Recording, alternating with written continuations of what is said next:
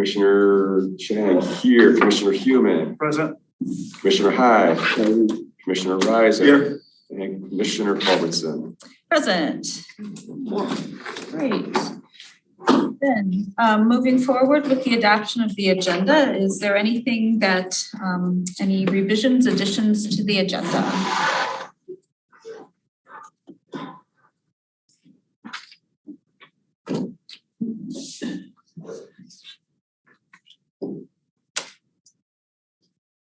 And then I'll entertain a motion to approve the agenda as posted. So I move the agenda.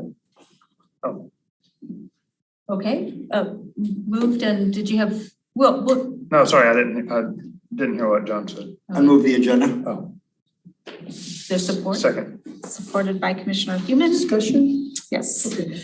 I don't know if it makes sense to have a presentation from Ms. Very well painted gray, yeah. Or after the warehouse project.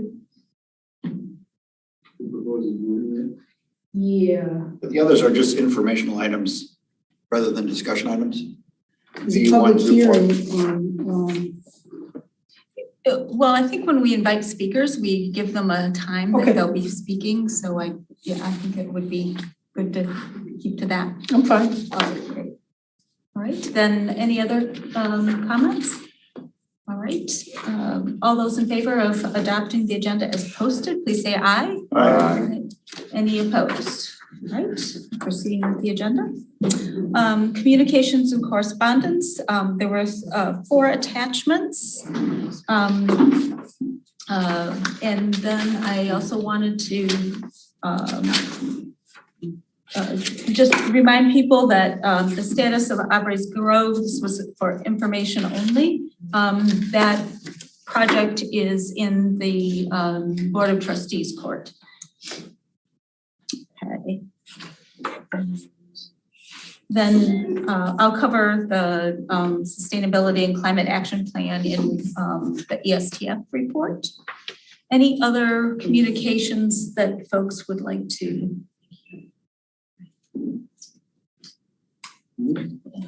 Add? I know that you had in the packet, Commissioner Hyde's email. It's not listed in section 5.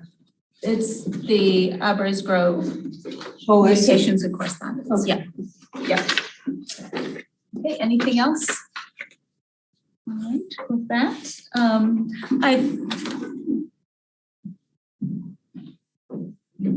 we're trying to, we got it, everything up. I'm going to go ahead and, Mandy, you don't need to join if you are just going to talk. That's fine. I'll, Okay.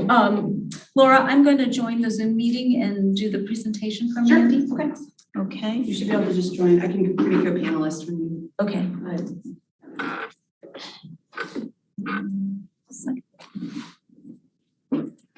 And Mandy, why don't you go ahead and introduce yourself and give a little background? And I want to thank you so much for taking time out of your busy schedule to meet with us. Pleasure. I'm a regionalist, so and a planner. And Jan and I got to know each other through the climate collaborative that we're working on in Washtenaw County. So she requested I be here, so it's my pleasure.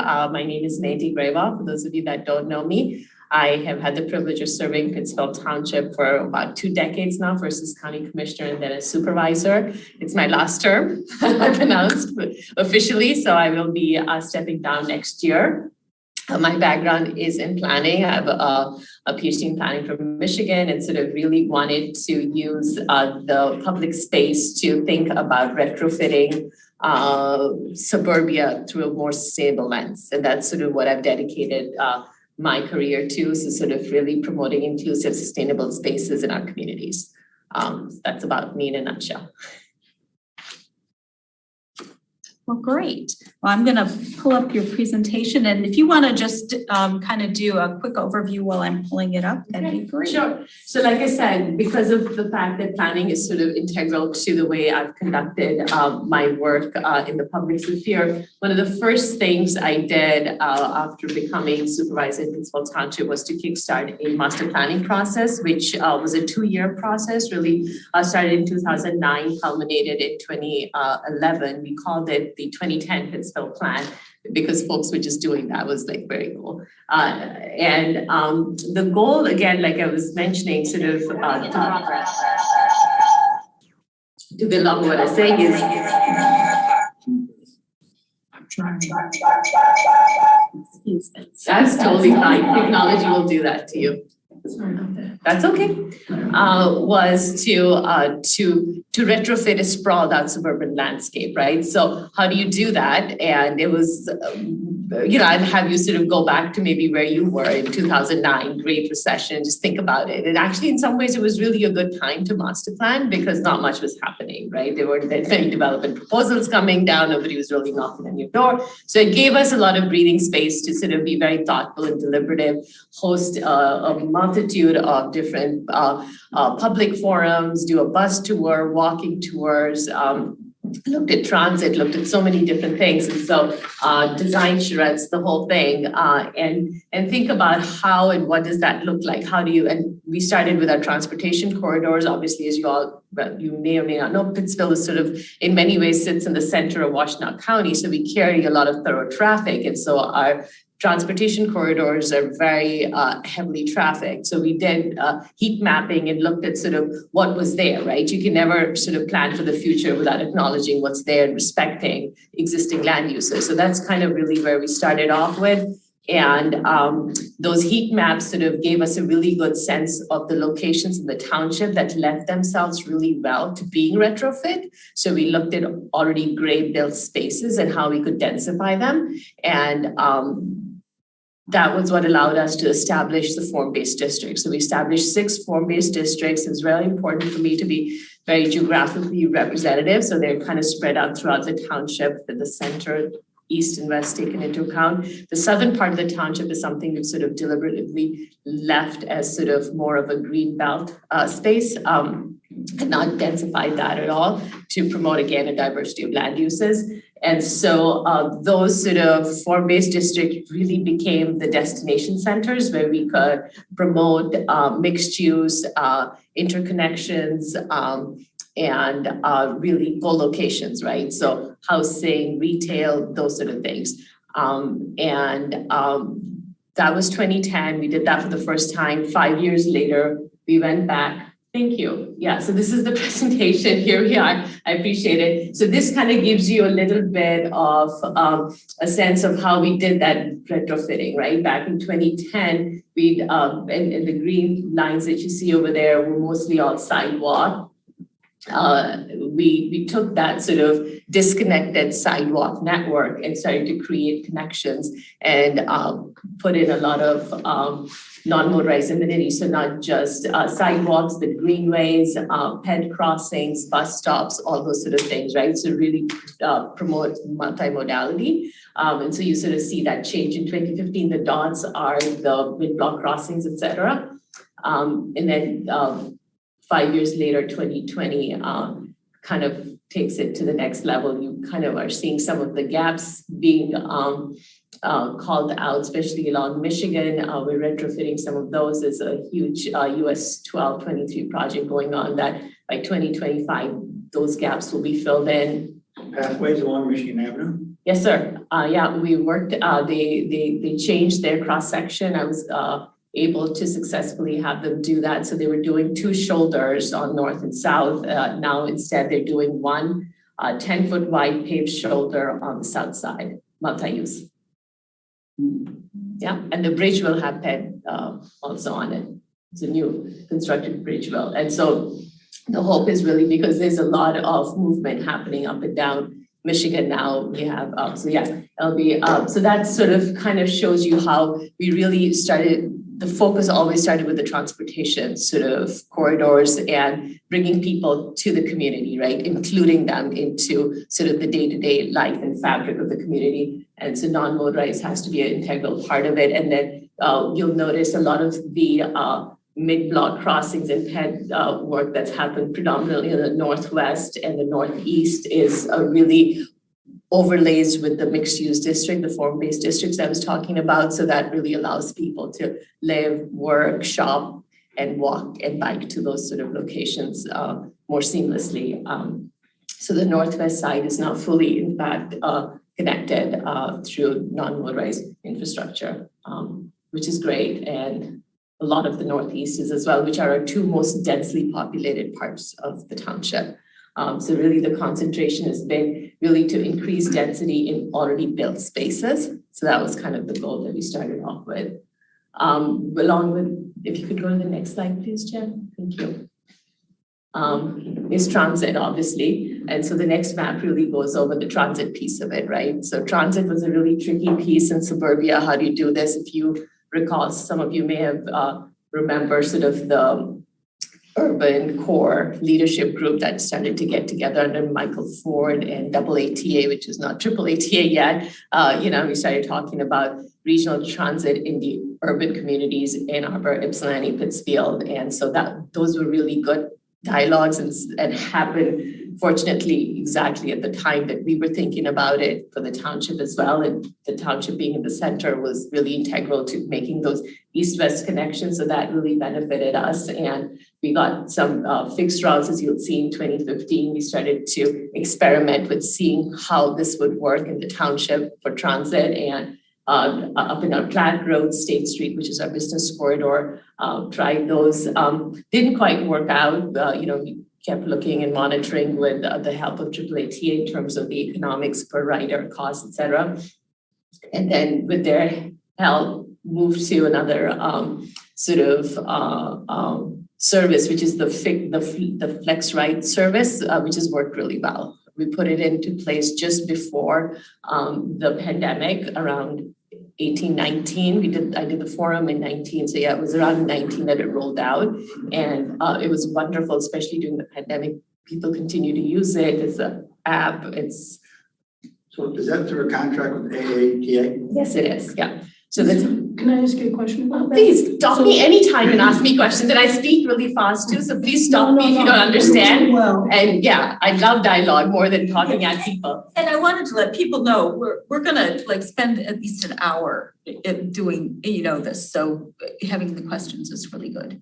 Yeah, okay. so your flex ride, how does that work? Does your large bus go off fixed route? So You that's pick one of up the nice and things I then back. like about the Flex Ride is there's no large bus.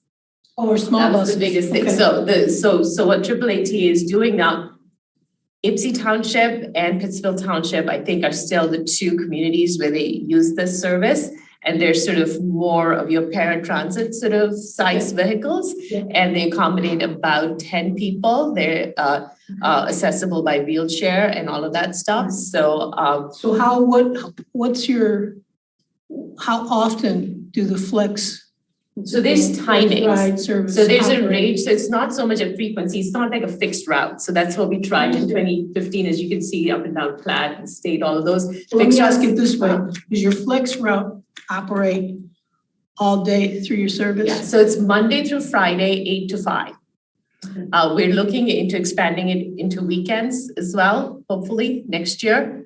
So folks that want to use it over weekends can do so as well. But the predominant sort of goal is we have a lot of youth that use it to get to training places, seniors to get to healthcare centers, those sort of things. So Do you have to call in and book a ride? yeah, or you can get an app on your phone too, and you can do it that way as well. Do you know, I'm sure there are some limitations on how much you can flex and how many people you can pick up, but do you? Yeah, we've not run into, and AAATA does do a quarterly report for the township. Now it's biannual, post-pandemic, but yes, they've not reported and I've not heard from any residents saying, hey, I called and they couldn't pick me up or anything like that. And then my last question is, what's the fare for that? It's very nominal and it's I believe it is. $5? No, it's less than that. It's comparable to their fixed route, but a little bit more than that. I can't remember the rate right off. I wouldn't give you a number, I don't know. But yeah, it's very nominal because that was part. Does Pittsfield support the? Yes, yeah, so that's the interesting portion of it is that we, the township didn't join the authority, if you recall, they sort of became the area transportation, that's the triple of the A. The township chose to remain as a POSA, it's called Payment of Service Agreement. And that's what we do, so it's general fund, yeah, we support purchase of service agreement, thank you, yes. So it is out of general fund. Yeah, absolutely. Yeah, for sure. Have you had the opportunity to do the flex ride? Me, myself personally, yes, I have. It comes into my neighborhood. I was very excited about it. I didn't ask for it. They actually changed the boundary westward. As you'll notice, we thought State Street would be sort of the extreme west, but they moved it over to Lower Road and included more of the suburban neighborhood residential. Also, your flex ride has a route itself. No, so it's destinational based. So Okay, I'll door take to you from door. destination to destination, yeah. And you can go within the route too. So you don't have to go to a fixed route. You can commute within the flex ride. So I can take one and just go to work, which just happens to be in that shaded hash area. So if you wanted to go downtown, you would be taken to a point and pick up the fixed route. Yes. Yeah. Thank you. Absolutely, yeah. So that was the transit, so that's the transportation piece of things, and then what is the next slide? Right, and so for the, so I kind of got to the 2015, so I kind of got a little bit into how we adopted the plan back in 2011, the 2010, we updated in 2015, which is why we have all these data points just to go back and evaluate sort of where we were with our metrics, how well we were doing, what we needed to change in terms of direction, et cetera. And then the third time around was in 2020. So we just,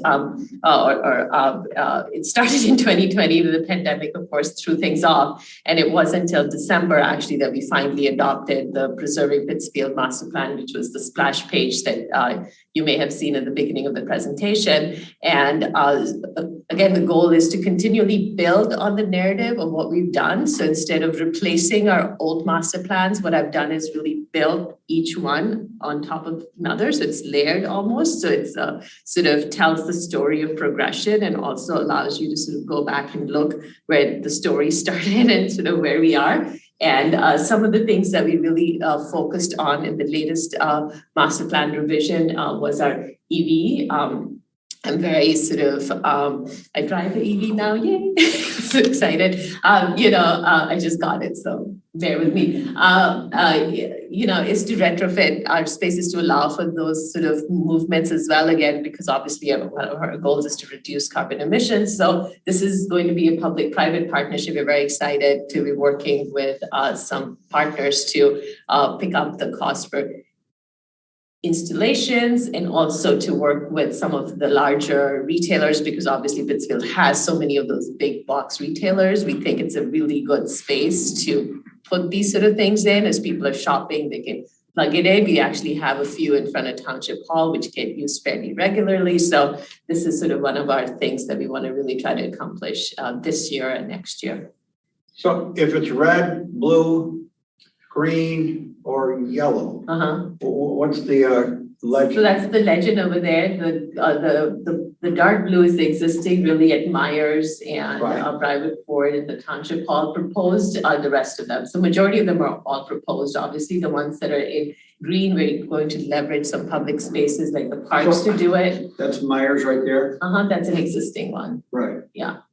And you guys are Township Hall? Right there, yeah, over there. And blue is pre-existing, and then red. Red is the large commercial, which is the big retailers I was talking about, the Myers, the Sam's Club, Costco, all of those. So those are all the big reds that we want to work with. And how do you negotiate, how do you get them to buy in? We're working on it. Now, I don't have a blueprint for it, but we're trying to work with some independent third parties that would allow us to bring them to the table in a more. as you have development, as you rezone to PUD, as you rezone generally, Yeah. is tying in Yes, the installation of electrical part of it? yes. Yes, it is. And how have they been pushing back or are they going along with? To the best of my knowledge, because I do try to separate, I do so much with planning, I separate myself as much as I can with the planning commission, so that we have an independent third body that is really looking at things objectively. I do get reports back, obviously, through our planning consultants, et cetera. To the best of my knowledge, the developers that we proposed this to, have been fairly open to it. And your third body, is that the planning commission or is that Carlisle Ward? But yeah, it's a planning commission is when I said I want them to be an objective third party, yeah. I have a question on Yes. that. Are you pushing for level 1, level 2, level 3 EV? It's going to be a function of cost, and I think we want to get the more higher level ones, but it's going to be sort of how much we get in grant funding. So a lot of this is also very grant driven, I should say that. The township has acquired 55 million in grants over the last decade or so of my administration, all the US 1223, it's all grant funded. So it's going to be because, we're paying for transit and roads, everything out of general fund, we don't have much left to do, the rest of it. So it is really driven a lot by which one of our private sector partners are going to be willing to work with us and how much we can get in grants. In this grant money, I think you mentioned earlier about helping to assist some developers in putting in EV stations. Is that what you were talking about? We're hoping to retrofit a lot of that. And then I think with the new developments, we're proposing that they include them. And Or what's the redevelop. retrofit? The retrofit would be like to going up to the Sam's Club and saying, hey, you guys have like 50 parking spots. Okay. Are you willing to take maybe 5, 10 of them? And yeah, Or Costco or something whoever. big like that? exactly. Lowe's, Home Depot, whatever Right. you got. Yeah. Are these charging stations, are they free or do you charge? They would, the charge point app, all of them would have the charge point app. That's how we've done the one in the township too. And you mentioned you were working with a third party. I mean. DTE is one of them. Mhm. DT is definitely one of them. GM actually has come up and has some programs too, so we're looking into that as well. Yeah. Great.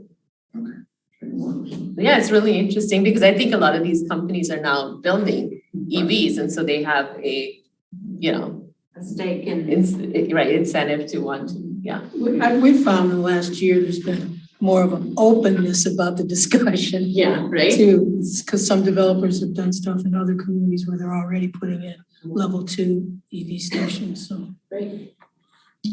Yeah, this is just a map of our form-based districts that I was talking about. As I said, they're geographically sort of distributed throughout the township.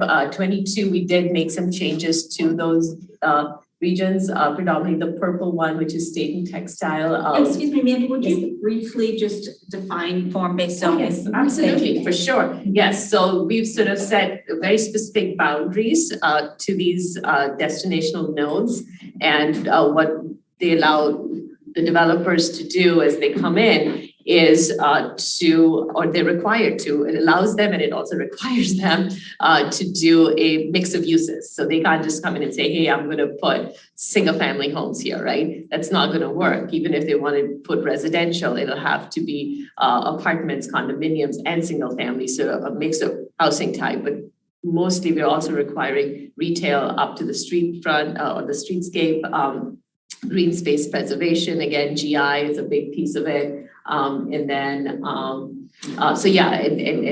we're trying to move in the direction of even going more with lots sort of, on the top and retail at the bottom, that sort of thing. So it requires them also to make sure that there's sort of seamless inclusion of non-motorized too. So it's not just sort of cars and cross connections between the land uses. So it's not just that you're putting different types of uses, those land uses have to be cross-connected and have to allow for non-motorized connectivity to existing networks and creating new ones. So the one in blue is closest to Scio Township, and is that the kind of across the street from Buddy's Pizza, across from Starbucks? That's over there? In Overseling Road. Right, in Oak Valley. So what did you require the developer to do there with, what did they have to do in that blue zone?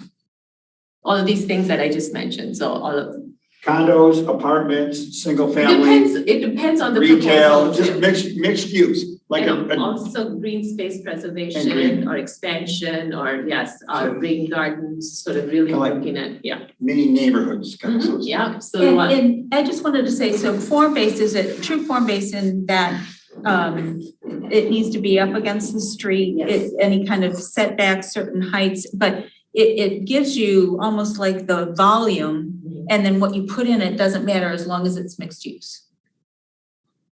Kind of thing. well, it matters and it doesn't matter. For the township, it's been really clear that it has to respect existing land uses and it has to be complementary to existing land uses. Yeah. Are there definitions are there different forms in different zones? Yes, and again, goes back to that same point, because the one on the northeast, for example, is up and down on Washtenaw, which we haven't seen much of, which we would like to see sort of much more retail and sort of maybe apartments and housing. So yes, it would differ. We actually have a real flushed out design for Washtenaw and Gulf side up on the northeast side, which would look very different than what the northwest one looks like. If we Because wanted to learn more about your different zones, It's all where would on- we go? on our website, we have everything on our website. Pittsfield, So instead of use-based, it's form-based. Yes. And form-based involves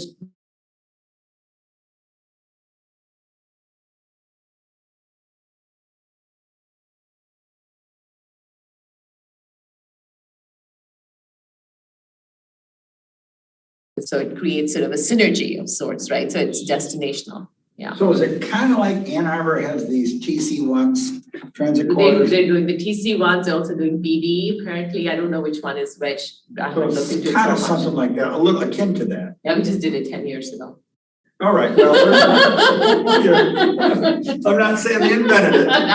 It's transportation corridors, it's TOD, right? It's all sort of looking at your transportation corridors and. You did it through like rezoning, PUD, your zoning code, how did you incorporate it into your structure? So this is the first step. The master plan is always your policy document. It's your Right. vision, your narrative. We did go and revise our Scio, completely revised it after 2011. So after we adopted the first master plan in 2011, then from 2012 to 2015, we went in and completely revised our Scio to allow, not just for this, but a number of additional changes to the entire zoning ordinance that allowed for a lot of ag preservation stuff to farm stands, all of those sort of things. So yeah, you have to put teeth to it, yeah. So these are just some pictures. Maybe, I think there should be is it full screen, Jen? I think what I have is I blew it up. There we go. There.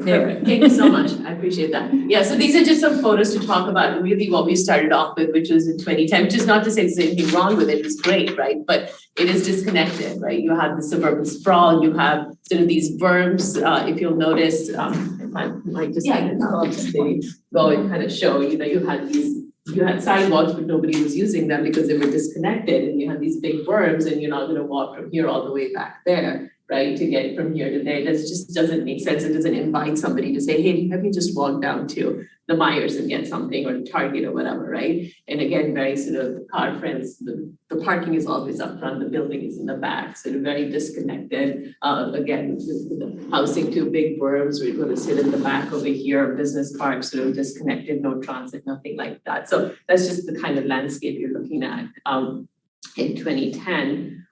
Then if you go to the next slide, what we try to do is really, for the last decade or so, we really looked at taking those sort of desolate suburban spaces and re-inhabiting them, right? So taking down, so this is the Myers back when in Abbotsford Road, this is where now you have the buddies and stuff you were talking about is built like right over here where the snow is right now, right? So infill, and again, it's coming up to the streetscape. So if you have a sidewalk, you feel like, oh, I could just go into the store and go grab lots of juice or whatever you want to do, right? A lot of biking, especially with your neighborhoods, you're connecting it, right? With recreational spaces, a lot of stuff. I did talk about parks too, so we did make sure that when you're doing a non-motorized, so you just don't want to create them, you want to connect them to some destination. So we've done a lot of the greenways were done to connect residential and retail to parks. So there's a lot of park connectivity that's built into it. this was kind of crazy when we did this on AAS, like over by 94, right? But we've had so many people are using these, and now of course the city's put some bike lanes there too, and we're trying to work with the road commission to paint our side green as well. So there's a lot of that non-motorized movement happening, even on this very busy corridor. So yeah, here sort of you start seeing the parking is in the back. These are kind of up front, and a lot of engagement in the community by walking, biking, and all of those sort of things. Yeah, how have you worked with the road commission and just One step at a time. One step at a time. And again, my approach has been always follow the money. And I think it's been really useful to be very creative in terms of thinking about road cross sections and then finding the money to fund those. So when, for example, we did the first road diet on Golf Side, I believe it was 2011 or 2012. We managed to get enough money to be able to do it, and it made economic sense. And the apartments that were on that stretch supported it. So I actually went to the apartments and said, because that allowed them, what happened with the road diet is that they could increase the amount of space they had for the bus stops, the transit stops, and AAATA could go and make those better. So it was a win-win situation. And so the road commission was more willing to be able to do that. Same thing with the first roundabout. I mean, it's not the most successful roundabout. Everybody knows it. It's infamous now. At State Street. The State Street elsewhere. Yeah. But Costco paid for that. And then we got CMAQ money for it. So the funding has to be there in place. And I think that's helped a lot to work with the road commission over the years. And then again, the stuff I was talking about in terms of housing diversity, that's been a really, really key component of the work that we've done in the township. I think we've really not approved a single residential development plan that's only single family sprawled out. It's always a residential development that has a diversity of housing types. So whether it's attached condominiums, apartments, you name it, and also the single housing that we've approved tends to be denser and sort of really maximizing the footprint as opposed to more of the sprawled out kind. So really. what kind of density ranges are you in some of these developments are you looking at? In terms of units? Yeah. Oh, good question. They vary, like there's CJ that's really, really high. So for instance, that square at the top left. The Sunlit that's Square? along Oak Valley Drive, right? Oh, the one up over there, the Cetera Point? I cannot remember the number of units now. I really cannot. I think that's those look like the units on Oak. I'm sorry? That looks like the units on Oak Valley Drive. It is, yes, it is. Cetera Point, it's called Cetera Did you Point. have any problem getting Yes. people to move in there? Not to move Because in of the there. freeway? No, but I think what you were, I thought what you were going to say is, did you have any problems getting those in without, the NIMBYism, right? I mean, that was definitely there. I did have a lot of pushback, especially in the Northwest where we have these ones, now we have the apartments up there too.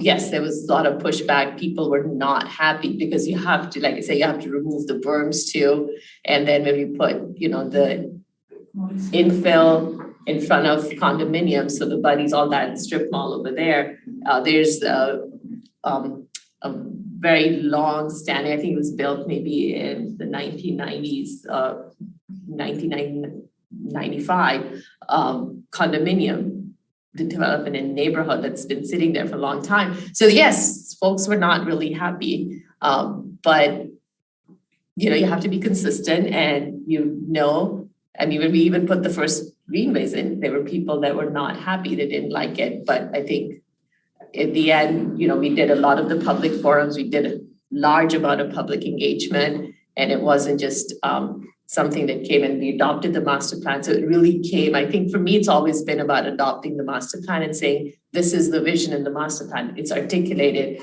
We did, it's a process. We didn't just say, oh yes, we allowed these apartments to go in because we thought it was a good idea. Like it's it's a process and it's well thought out and you have sort of a logic to it and a flow to it. So the bottom right, Is that an existing downtown? No, so that's why it's very conceptualized. You can Okay. sort of say it's in concept form. That is a development that hasn't gone in yet. It's planned and approved for State Street, south of State Street, south of Textile on State Street, so between Textile and Michigan Avenue. It's being proposed, and yeah, it has a mix of different uses. It's a very narrow street cross section,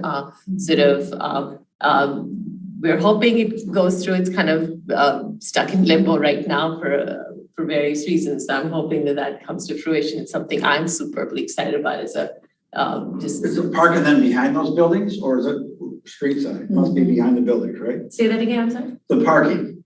Oh, the parking is at the back. Yes, you're right. Yeah, so the parking garages, even the ones that have, or it's just street parking. Is it, I assume most of the parking is behind it, but maybe some street parking or is there? Some no- street, right, so that's what I'm saying, yes, so some Little street bit. parking, but mostly, and they do have a garage, it's in the back, yeah. Porches in the front, that's sort of. And is that intended to be residential on the second floor? Yeah, it is lofts and residential on the top and then retail at the bottom. Then there's some other housing type built in with some cottages and townhomes and that sort of thing.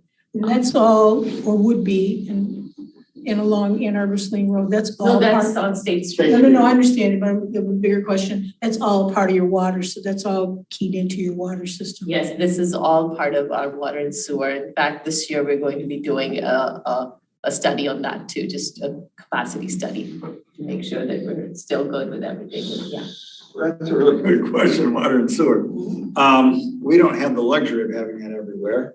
Do you generally?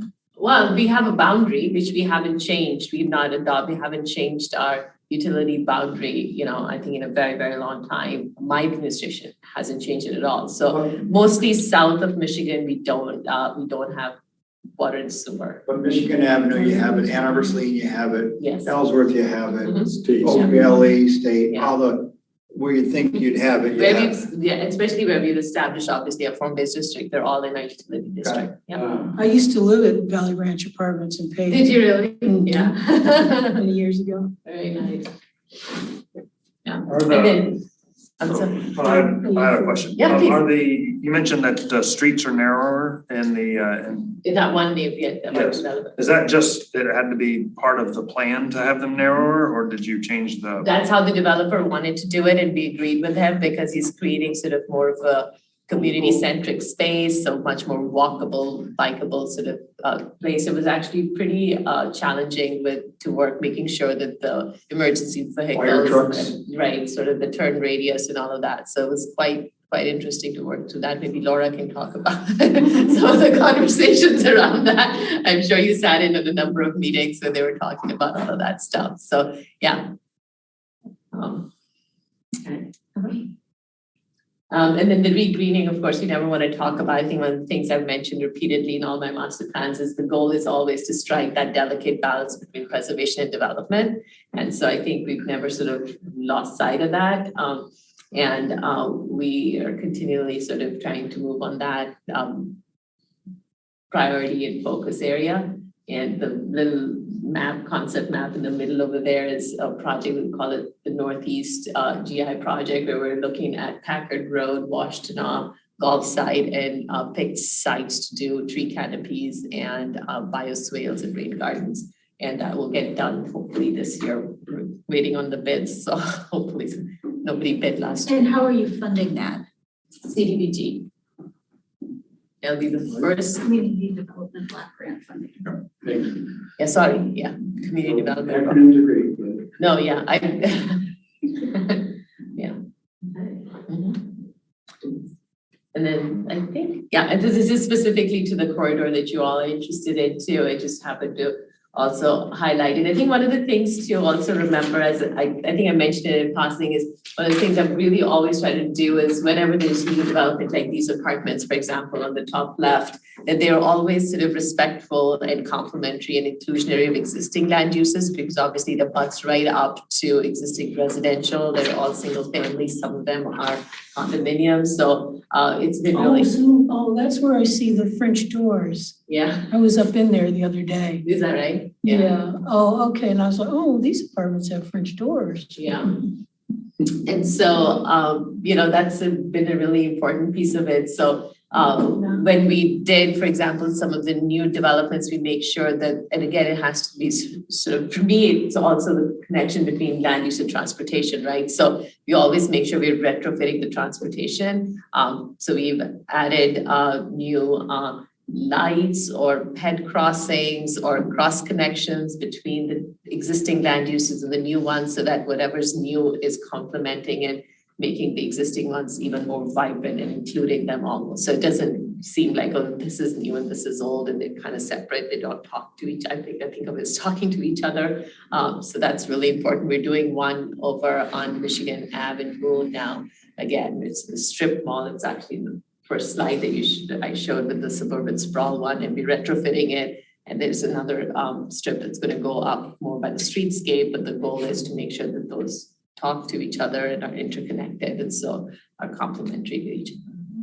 A question about, this has come up when we've had, and I think our zoning ordinance still allows some parking, in front on the Jackson Road corridor. But one of the things that we've seen, and maybe, how did you work with signage? Because the pushback that we've gotten with that is, well, now that the businesses need 2 signs, we need a sign, on the main arterial road, and then we need a sign to the parking too, for businesses. When you have businesses where they face a road and then their entrance, one of their entrances is from the parking in the rear. You kind of have 2 entrances. You have a front and a rear. And so they've come back and said, well, we need double the amount of signage. Have you?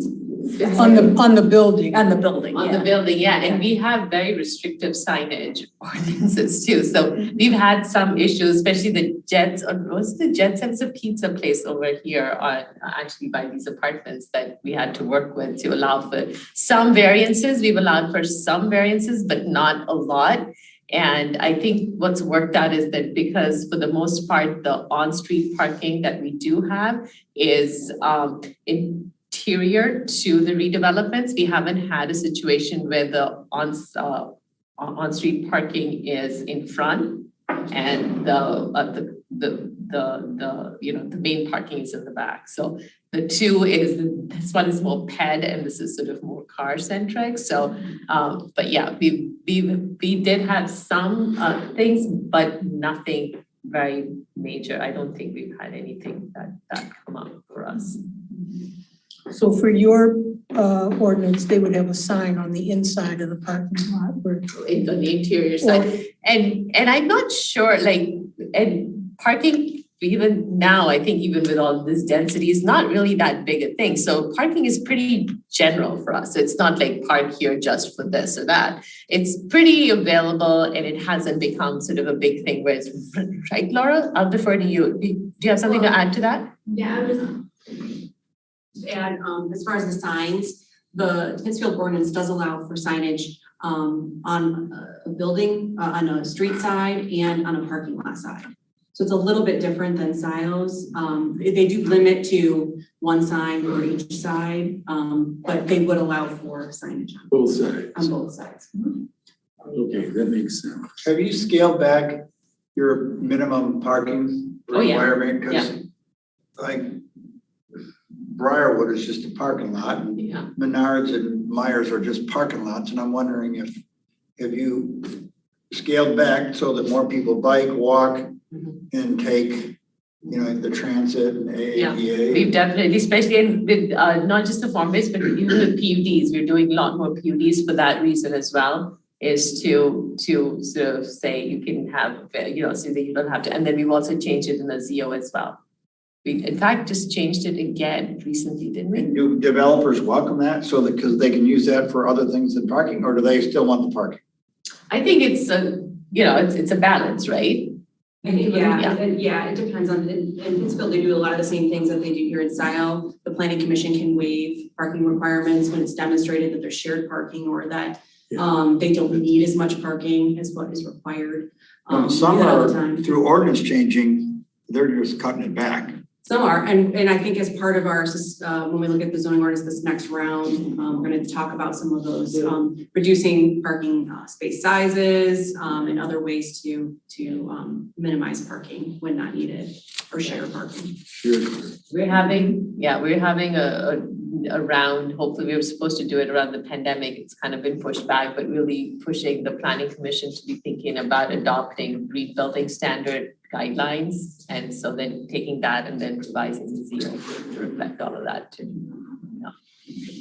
Could I ask your opinion? Do you think parking minimums are a necessity? You know, I'm not a prescriptive person. I just don't think that prescription is a good idea in general. I think it's good to set parameters for sure, and then evaluate on a case by case basis, right? Which is why, as I say, we do a lot of sort of engagement with the planning commission to allow them to make and give them the discretion to make the decisions on that, as opposed to being superbly prescriptive. And here, you know, this is a minimum or a ratio, right? There's a good way, a percentage is a good way. I would just also add that, you know, there is the option for land bank parking. If this is, let's say it's an industrial building that is for one particular user now, but in the future, and they need a lesser parking quantity at this point in time, but in the future, the building may be retrofitted to some other use that may require additional employees, additional parking. There's land banking, there's other mechanisms that we can utilize to provide for parking in the future that maybe isn't necessary at this particular moment in time. Or hopefully never necessary. Never, yes. Okay. All right. And then the next slide is this one here again, sort of really going beyond just that one corridor and talking about how we really try to build in the integration to existing land uses, doing a lot of the non-motorized mid-block crossing stuff and denser housing types, all of the stuff I think I've already talked about, really. Nothing new in this slide, just different pictures. And the reading stuff is more sort of specific to the corridor here as well. This has been really interesting to continue to build those connections. And I think you get almost to a tipping point now. I have a case where because we did new housing development on Maple now, so, you know, if you go into the Maple part of the corridor too, and south of Waters, the older neighborhoods are requesting sidewalk gap filling so that they can access. So that's been really gratifying to do, right? Because they're seeing all of this ped and bike movement. So we managed to do a lot of that in Upper Roads and the stuff that you're seeing, for example, the boardwalks and the work that we did in front of the Pittsfield Grange, if you're familiar with that, that was not there. So we did all of that over here. So now the older neighborhoods that have been there since, 1980s and stuff now are walking and biking up and really enjoying it and liking it. So again, another example of really using it as a way to improve the quality of life for existing land users or quality of life for the residents and enhance existing land users. It's been a big part of it. Yeah. Sure. Okay, great. I think that's it, right? Mm-hmm. That was the last one. Yeah. So a question is, as we look at, the Jackson Road corridor, when you approach it, because we have that huge median, we go, miles between any kind of light or crossing. And I don't know if you guys have seen people running across. Oh, yeah. Yeah, a lot more. Yeah. From car dealership to car dealership. Yeah, yeah, or, and so. And then the setbacks, it's not like you're rated, walking along the storefront. Yeah, and so I'm just thinking about, I don't think you had any boulevards that you had to deal with, or have you? Yeah. No, we don't have any boulevards, but I think, we've struggled with State Street, really. It's our business corridor. It's just this, old farm road that got paved. So it's almost sort of, that side of the coin. You're probably here big, and I have this. So similar but different situation, right? So if you want to get from one place to the other, like, you have to drive out, then drive back in, even though it just could be literally like, a few. But you also have Washtenaw, which is not pedestrian friendly with respect to crossing. No, but Washtenaw is not, what we did do on Washtenaw is do sidewalk on the south side all the way. And so we're doing, and we did do some bed crossings over by the service center and then by Spice Tree. So the residential movement for transit is, and then there's a bus stop or a super stop coming up too over by Carpenter and Washtenaw. But as you go east, you're right, there isn't that much sort of north-south ped movement. If you have to, you just really have to stick to the south side of the sidewalk and that's it. So yes, I think that might be the closest example to maybe Jackson Road would be that.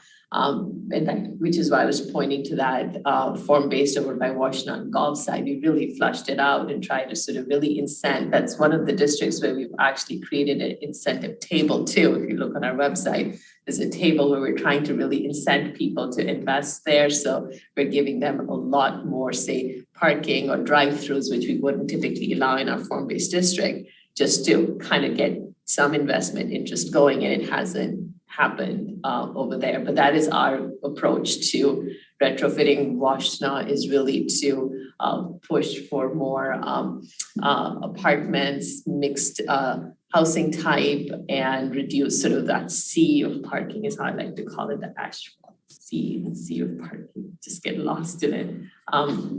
So that's sort of our goal. But you, I think on Jackson Road don't have that problem because you don't have those desolate seas of parking lots, which we do on Washtenaw. So I think that's a different, because your retail and commercial is very vibrant on Jackson, right? So it's not a matter of retrofitting it, it's or increasing the density of it. Yours is sort of, how do we make the existing stuff more connected, right? And more pet friendly. Yeah, and we don't have a lot of connection with residential. Right, that's what I'm thinking. I mean, so Yeah. you don't have that interconnect, so yours is a different problem. You wanna, yeah. So you're located along 94 and 23 with respect to freeway, We have those two interchanges, right? yeah. And have there been impediments to putting housing Yeah. pretty close to the freeway? Like if you build it, they will come, or are developers reticent to want to go residential or dense housing so close to a freeway? What have you It's encountered there? interesting, because the most amount of housing density we're seeing now, interestingly, is along Carpenter, close to 23. Between like on the west side of Carpenter? Between Michigan, just north of Michigan, right? So the southern part of Carpenter Road, right? There's huge amount of housing going in there, and then along Condos or apartments? apartments, condos, also single family, yeah. Arbor Ridge, 1, 2, 3, 4, 5, I don't know how many phases of Arbor Ridge we have. And then similarly along Michigan, the north is built out mostly, but the south is also building out tremendously. So access to highway seems to be a plus, actually, not, doesn't detract apparently. It's been a huge draw. Yeah. Height restrictions in Pittsfield? Sure. What's the limit? Laura, do you know the limit of height restrictions? It depends again, Depends on the right? district, Yeah. I think they're very similar to Scio's, 35 feet for commercial building. I think in some of the form-based districts, we do allow up to 45 Yep. feet, but there are certain design parameters that they have to meet. It has to be residential on the second or third floor. Perform-based, yeah. Mhm. No exceptions to that, I guess. Again, we don't tend to be very prescriptive. I think it really is very contextual, which is why with the form-based where we do allow for a greater height, it is a function of sort of the planning commission making the determination. And like I said, the main thing, yes, you can have different types of land uses, but they have to be complementary to existing. So we're not gonna put something really big in front of something that might not be. Because it looked like a lot of it was 3-4 stories, kind of in that range. Just So far, yeah. Do you have any like fire safety issues with the taller buildings? No, they all our sort of plans are vetted out, and all of those things, suppression, everything, yeah. Anything else? Anybody? Questions? Great. Thank you so much. Nice meeting you. Thank you so much. It's a pleasure to be here. I haven't been in this building for some time, so it's nice to come down here recently here, right? Great. Back this month, so good luck, you guys. Thank you. We'll be watching and don't ever hesitate to reach out again. And thanks, Laura, for chiming in. Good to see everybody. Thank you again. Well, next, we move to our public comment portion. And these are people wishing to address the Planning Commission on matters which are not on the public hearing. So that would be something that is not the Palmer Ann Arbor warehouse conditional use. Or to seek information on any other matters. Such oral presentations shall be limited to 3 minutes, except a representative or spokesperson of an organization, and they shall have 5 minutes to address the commission. And typically what we do is if we go to anyone who is in person and would like to address the Planning Commission, I'm going to declare public comment open at 7:56. There's no one currently in the room. I have three hands raised. I'm Great. gonna allow Rob Pattinson to talk first.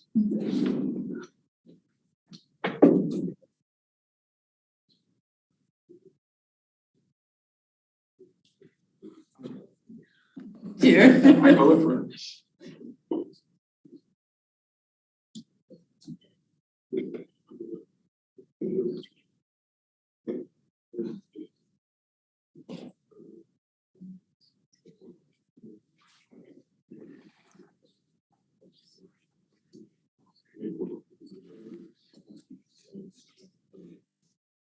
For one, they have a planner on staff. And they're a charter township, so they have more funding for staff. Yeah, and they also have their own building department.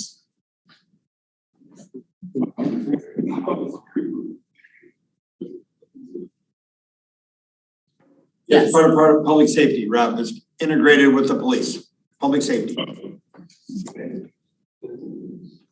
I was gonna ask that question. I have to go online to look, but I don't.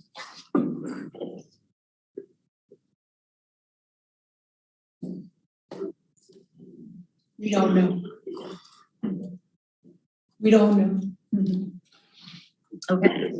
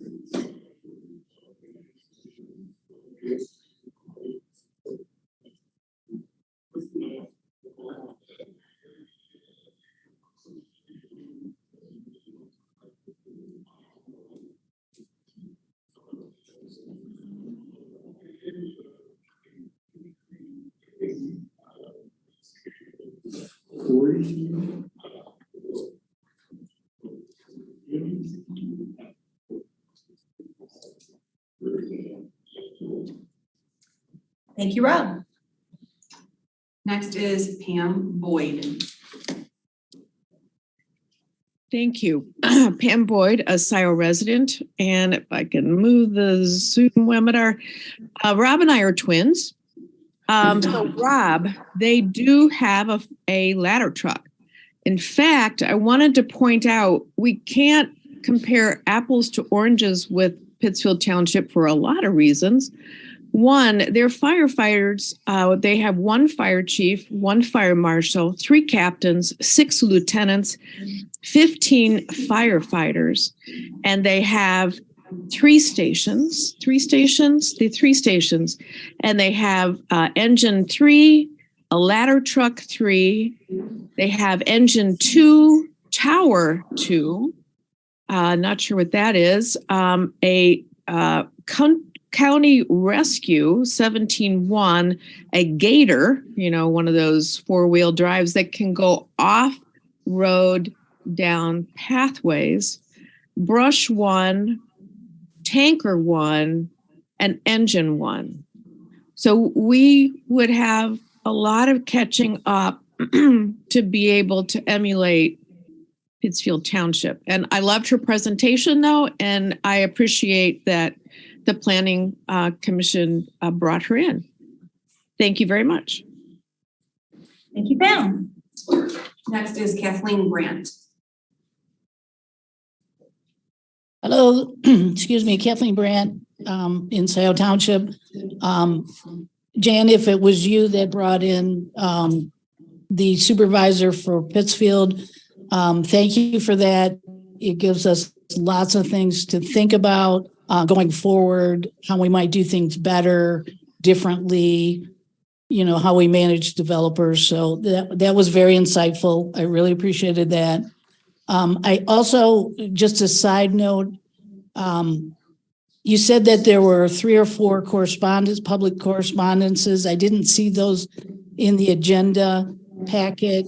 And so it would be nice to know what people are writing in about. So just would be nice to know. Thank you so much. I found them in there, Kathleen. Did you? Where'd you find it?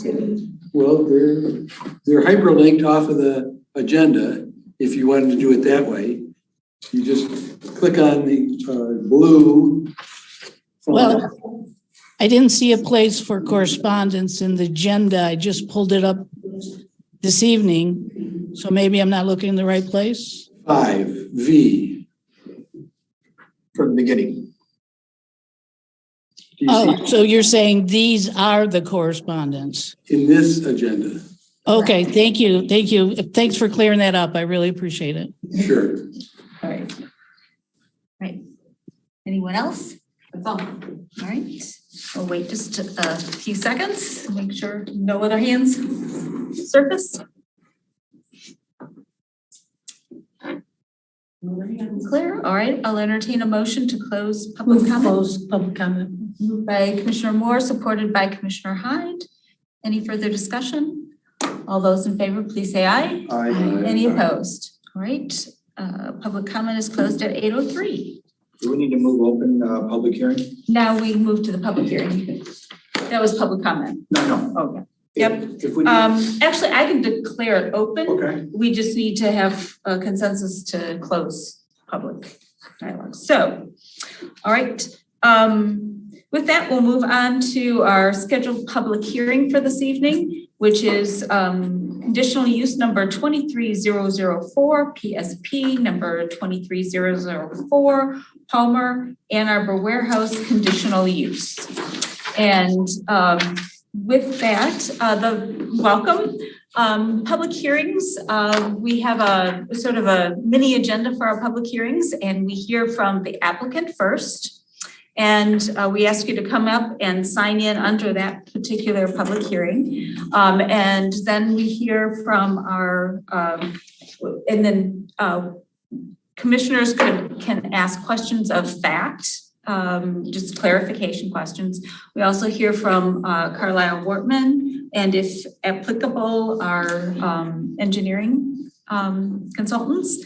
And then we open it up to the public for their comments. Then we'll close public hearing, and then the Planning Commission may or may not act on something on public that has come before a public hearing.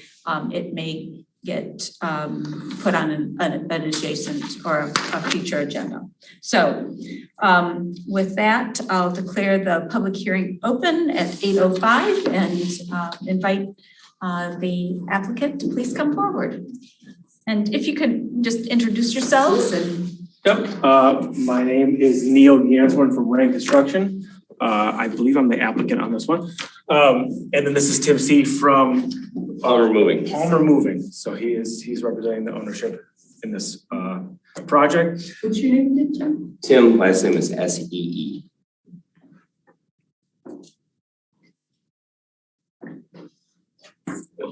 Yeah, there should be one that's the general public hearing and then the one for specifically this project.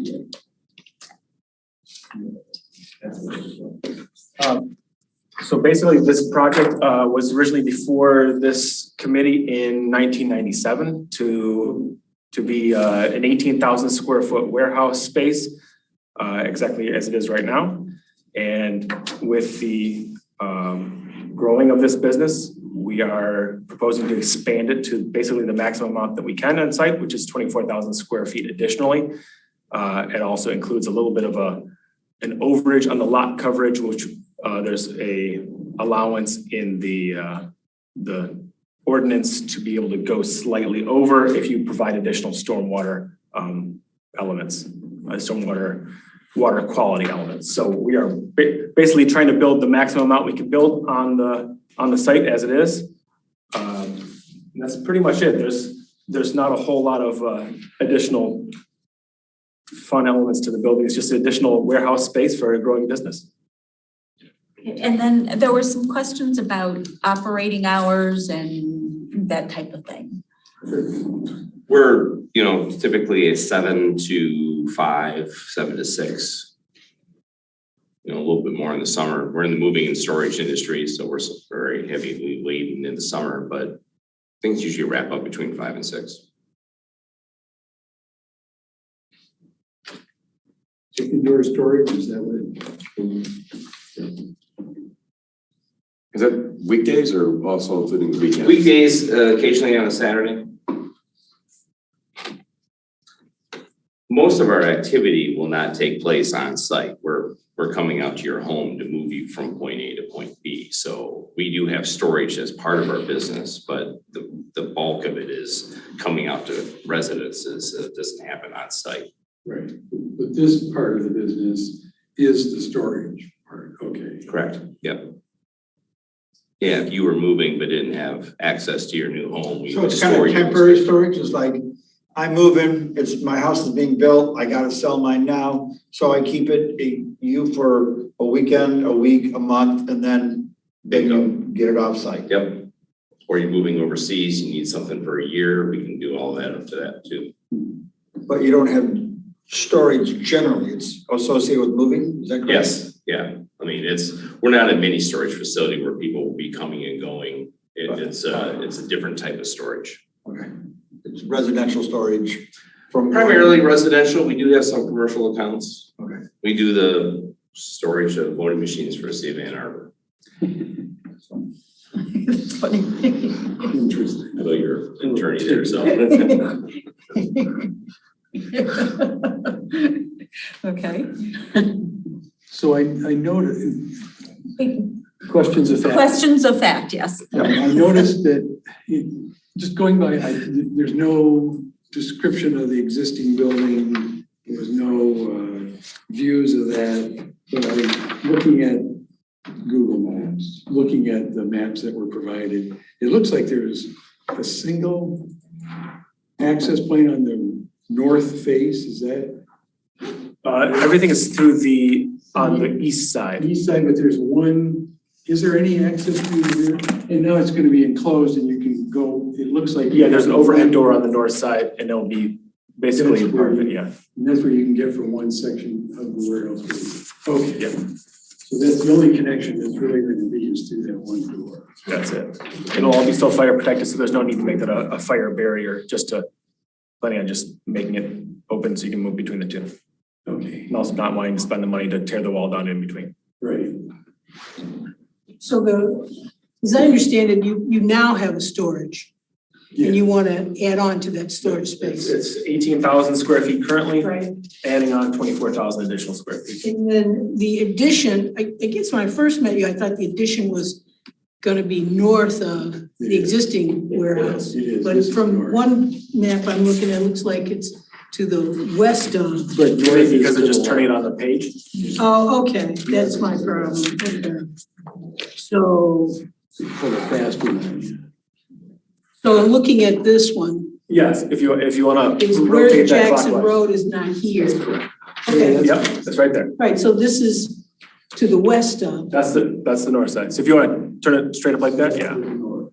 You can hardly see it, but this is Jackson Road. yes, And so and this is the new proposed. this is the old. This is all pavement. Oh, I see, this is all part of it. That is the existing. That This is. is, okay, I'm sorry. We're building north toward the police radio tower and the water tower back there. So I have a couple questions about drainage. And right now, your stormwater drainage goes into the north, right? It goes To the both cell toward- tower area. The portion of the site, the undeveloped portion, north of the building currently flows that direction, yes, Okay. as an existing condition on the site. And then you have drainage that goes to the east of the building, to It that currently private goes- road. it ends up going south toward Jackson Road, yes, it goes over to the private road and then heads southward towards Jackson Road. So half the site, it's basically a ridge in the middle of the site, the southern half goes to Jackson, the northern half flows as it was undisturbed to begin with. Okay, and so how will this addition affect that? It will Storm improve the drainage issues that are currently existing on the radio tower site and the water tower site. How is that? And we spoke with Stacy and Doug last week specifically about this. We are detaining the water that's heading that way anyway. So currently it's flowing downhill. You can even do it like this, like this. So it's flowing, this part goes towards Jackson Road, this part goes towards the water tower. We're putting a pond right there, so the water sits there and percolates down in Okay. and then and flows out when the system is not being currently filled up. So we believe it's gonna alleviate, it's gonna stop the runoff from running off the site, Okay. essentially.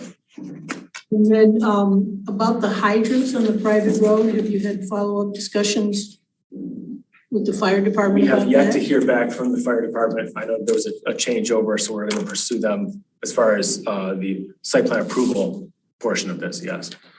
Definitely make sure that we have their buy-in. So you've reached out to them, they just not come? They've been in the middle of the turnover between personnel, so Okay, I've not gotten any comments back.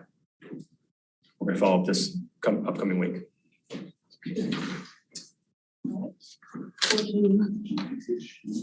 Our consultant. Sure, so as Leo said, they are requesting to construct that 24,000 square foot building addition. This is an existing use, it's just an expansion of the existing warehouse facility. Warehouses as a principal use are a conditional use in the IRP district. This is the Industrial Research Park District, and also it's also in Jackson Road overlay. Based on the standards that we look at for conditional uses, this is consistent with the master plan. There is some tree removal that is associated with the improvements, but there are no other natural resource features that are located on the site. There will be modifications, like we said, to the stormwater management facilities, but this site is already part of, or has access to municipal water and sewer. We're looking at the conditional use standards. We feel that these have been met. It will be harmonious with the goals and objectives of the ordinance, especially as we move through site plan approval. We will ensure that. It will be compatible with the natural environment and the future land uses in the vicinity. It will be served adequately by essential services. The proposed use will not be detrimental or hazardous to existing or future uses or the public welfare. It should not or will not create additional public cost of facilities and services, and it is consistent with the adopted master plan. And as we noted, conditional use is the first step. As part of the condition, after the conditional use consideration, the applicant will move forward with site plan review. And in this case, the applicant has decided to kind of move those through concurrently. So we're working through those comments that Leo said. We met last week to go over the first round, and then we expect to get a resubmittal, and we'll be reviewing those in front of you very soon. So I have a question. So Yes, Commissioner Moore. I did hear all of your remarks, so I guess I can assume from your remarks that the addition will not be any more water use. There will not be any more water use. We haven't determined that yet, because we have not completed our site plan review. Well, then how could you say, This isn't a site plan review. This isn't a site plan review. This is well, an- that's not, Oh, listen, I'm saying a simple question. Is there, and from what I understand, you don't know right now whether or not there will be more water use. I did not on our see on the existing site contract. plan, I did not see on the site plan that there's any additional bathroom facilities. There are no additional bathroom facilities and no additional sinks or other water usage, so there should be no additional water usage. All we're putting is fire suppression, just expanding that fire suppression system. No use of water or sanitary. Water use, not water runoff, right? water use. Water use, yeah, because, yeah, water use. So in other words, every property has so much Already access. used, yeah, Okay. yeah, I'm with you. And then I do have another question, I apologize, and either of you can answer this. This diagram this is what you're talking about, the runoff from the south. That's the fire truck turning diagram for the Oh, okay. pumper truck. Okay. And when we spoke at the pre-app meeting, there was concern, I think Doug Luan mentioned concern about the number of trees that would have to be removed. And I mentioned at the time too, I would love to remove less. We Uh-huh. need that space on the north side for all the detention requirements for the For the township, pond. yeah. How many trees will be removed? I lower my I'm hand gonna there. but follow up with a bunch of harder hitting questions on this. I think there's 27 or something like that, and we're replacing that many or more. And are those senior trees? I don't believe there are any landmark trees being removed. They are all protected trees. So by the ordinance, 20% of protected trees can be removed without mitigation. Based on this calculation that I have in here, I don't have the number of trees, I have the number of inches. The total number of protected trees to be removed was 246 inches, minus the 20% allowed to be removed, that's 80 inches. 166 inches of protected trees are required to be replaced. One tree is required for each 6 inches, so that totals 28 replacement protected trees at 2.5 inch caliber is proposed or needed. So I noticed in Mr. Luan's memo, he sort of glossed over that whole thing, but thank you for that information. If you look on page 3, it just says several trees I know. is noted to take place to accommodate. Because that was some of the concerns he had in our pre-app meeting. So there's no way your design would allow for less trees being removed. There's no space on the site left after meeting the stormwater detention requirements. In which you are putting in place. Correct, yeah. I mean, unless those detention requirements were waived, that's the only way we'd have space on the site for saving those trees, Well, unfortunately. you could put less storage, right? Would that help if your storage wasn't as big? If we made a smaller building, I technically, yes. Okay. Okay. Thank you. Some questions? Well, I did have a question, and so this is conditional use request. Yes. And it's the same use as what exists on the site right now, correct? Correct. So I guess my basic question is, Yeah, I if was they were already permitted this use on this site, what are we doing here? This is an expansion of a conditional use. And so when a conditional use expands or becomes more So intense. it's for a given size. It's for a given, so yes, it was Okay, approved at a okay. certain point for the warehouse use and the site plan that accompanied that conditional use was 18,000 square feet at the time it was approved. Got it. And I don't know if it was a conditional use back then or if it was a permitted use, but at that time it was approved for So that particular the site. So use included the size of the building. Yes. I get it, Thank they you. were, the conditional use and the site plan are tied together, even though we see them separately. Thank you. You're welcome. Commissioner Reiser. Question, and I'm looking at our tree ordinance. what is a protected tree and what is a landmark tree? That they're provided in the definition section of the ordinance. There's a whole, a protected tree is any tree that is healthy and not invasive, that is 6 inches or larger in caliber, or in DBH. And a protected or a landmark tree, there is a specific list of trees by species and size that are considered landmark trees. And who kind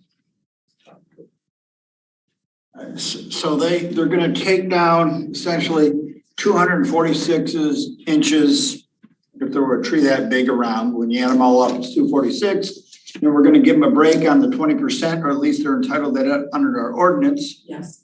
And then they had to plant 186 inches circumference or diameter of trees on site. Is that correct? Correct. And they have the space to do that? Yeah. And will those, what will those, like oaks and maples, or are they like All what? different kind. Yeah, it's deciduous and evergreen trees. It's a mixture of all of them. Okay. And we haven't submitted that as part of conditional use, but it is part of our site plan approval Okay. documents, which have already been submitted. So we're basically kind of reinforcing the site. Every available, there are some that are actually slightly on the South Township private road easement there, and we have to kind of push them onto our site because we really are putting trees every. And are there requirements? Is there a sidewalk there now? There's not a requirement to put one, because this is not part of the pathway or pedestrian. I've asked that specifically. That's why I know. But might there be a sidewalk there someday such that this is our opportunity to get it put in, or to get a commitment from you to put it in later when one comes? Question mark. I asked that as well, and there is not a current plan to put one in. This is not part of the non-motorized pathway plan as part of the master plan. So this area of the township, because of the office and industrial use nature of this area, is not part of the non-motorized plan. Because future users won't bike or walk out there, or it's just too far out there, or we don't have it in our plan, okay. so There's that, also a large drainage ditch right off Jackson Road, which would make it very difficult to fit a sidewalk in there as it well. doesn't say that our plans don't need updating, but don't have it in our current. So this is Jackson and what again? Between Baker and Parker. Just west Just of west Dino. of Baker. West of Baker? Is that right? Yeah, where the boulevard section turns back into a 2-lane. And is there residential out there? It is, but Residential it's, going out there? it's out by Parker Road. And on the other side of Parker, it goes into another, that's our, And it that must Parker be Road's our close to the border of the border. water district, right? Water and utility district. I'm trying to think of, I think the district goes all the way to Parker Road. to Parker. I do believe it's in the water sewer district. Well, this site is, yeah. Oh, the water sewer district goes all the way. We're Along just Jackson thinking Road about, to Parker, you know, but not further to south, just along Jackson. development. But wouldn't we want to make them put in a sidewalk if the township wants to put in a sidewalk someday down the future? Wouldn't that be a condition? Like to the extent that the Scio Township master plan or that there are plans for it, then they'll do their concomitant share, that they'll do their proportional share with, or no? Yeah, you Because know, I guess I live along Scio Church and there's not sidewalks in the densest place because we gave them all a break. And I don't want to be that guy that gave somebody a break when sidewalk and density were coming. right. And that's, I'm just thinking down the road. I think it's a good question. This isn't residential, so then. Now it's not. No, right, it's not zoned it either. No, but is it, It's not are about it. PUDs and density coming if there's water and, in a sewer? That's, I guess, So we're about to put a major residential development right at Baker, just east, I mean, within feet, right at let's say at Jackson and Baker. So it's conceivable to me, in line with what you're saying, that people might ride their bike west, not east, but west. west to to preserve another or something, development or another- something. I guess Yeah. I don't wanna miss the boat on something that like, what the hell were they thinking back when this came in and they could have, if not put a sidewalk to nowhere, got a commitment to put a sidewalk in when one goes in. That's all I'm I thinking. like that idea. No, I agree. I think it's, because there's a house right on the corner in our township, so it would be on the south corner. There's a residential home right there. Yeah, we're starting to get a little bit into Yeah. deliberations. We kind of Findings need of to, fact. yeah, we need to open up public comment. I Yeah, would just also comment that that's really a site plan issue. Yeah. And the site plan is coming before the commission. And so, Coming before the planning commission? yes, at a later date. So I think, this is a great discussion, but I don't think it has to be a condition of the conditional use. I think that conversation can happen during the site plan review. That makes Well, we've sense. done conditions of conditional uses. I'm not saying right, based on the use. This is really a design characteristic, and you're gonna see the site plan and weigh in on those issues. But of course, once we've agreed to the conditional use, You will see the site plan. we have less leverage. I don't believe so. I mean, these are all design characteristics that would be looked at during the site plan. Yeah, like trees can come down. That's Well, all trees part aren't of the reviewed as design part too. of, but trees aren't reviewed as part of the conditional use. Mm, They're reviewed as part of the site plan. I hear you. however, it is connected to the square footage that they're Yes. asking for. Yeah. At the site plan stage, I would be interested because there is a sidewalk stub that just fronts in front of 7650 Jackson Road. And it ends there. I would be curious when this comes back, why the sidewalk hasn't been extended for the other two properties and why not this one? They can see it on the Yeah, the Aerial. aerial, you can see it gets stubbed and it dead ends right there. Why it wasn't continued? I don't know the history. And where is that, where it stops? It's right in front of 7650 Jackson Road. Probably about two two lots buildings to the east. Yeah, because we had another project that came to us and we talked about sidewalks. It wasn't like we said, oh, that's not a motorized path, that's not in our, but we wanted that sidewalk. Or we wanted the promise The that commitment. should we go out, that they would Yeah. they would pay for the sidewalk. All right, I wanna, okay, we've done our fact finding, right? We need to open it up to, for our public. There are two. Alrighty. Boyd. Thank you, Pam Boyd, a Scio resident still. So I want to call your attention to Commissioner Moore. Yes, you're correct on some comment with another developer in a sidewalk. And Doug Luan referenced something that I actually brought up to the previous planning commission with Pirates Cove at my suggestion, when they wanted to make Pirates Cove add a sidewalk right away. They agreed to postpone it until everybody put in a sidewalk so that the cost would be shared and they would get a better rate.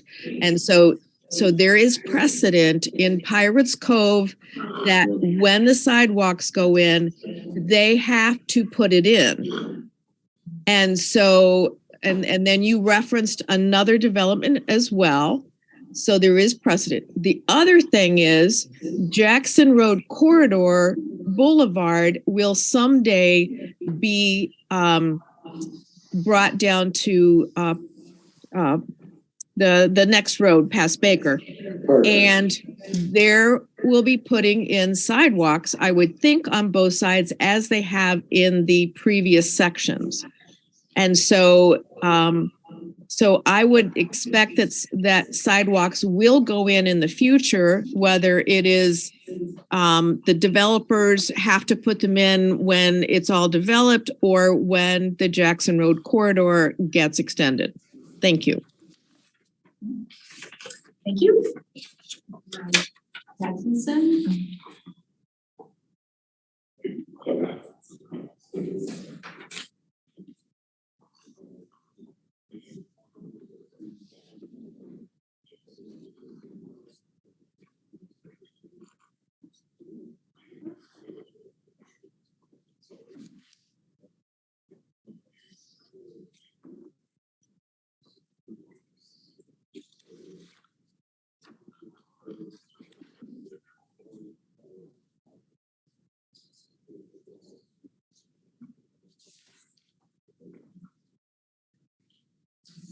Now, Jonathan?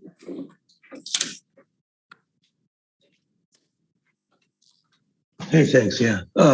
John Reiser, thank you for thinking down the road. I appreciate that approach. And yeah, I mean, if the simple solution is that whenever we get to this point in the conversation, let's just go ahead with the agreement as a default, sidewalk agreement as a default, and then you don't have to spend any time on it.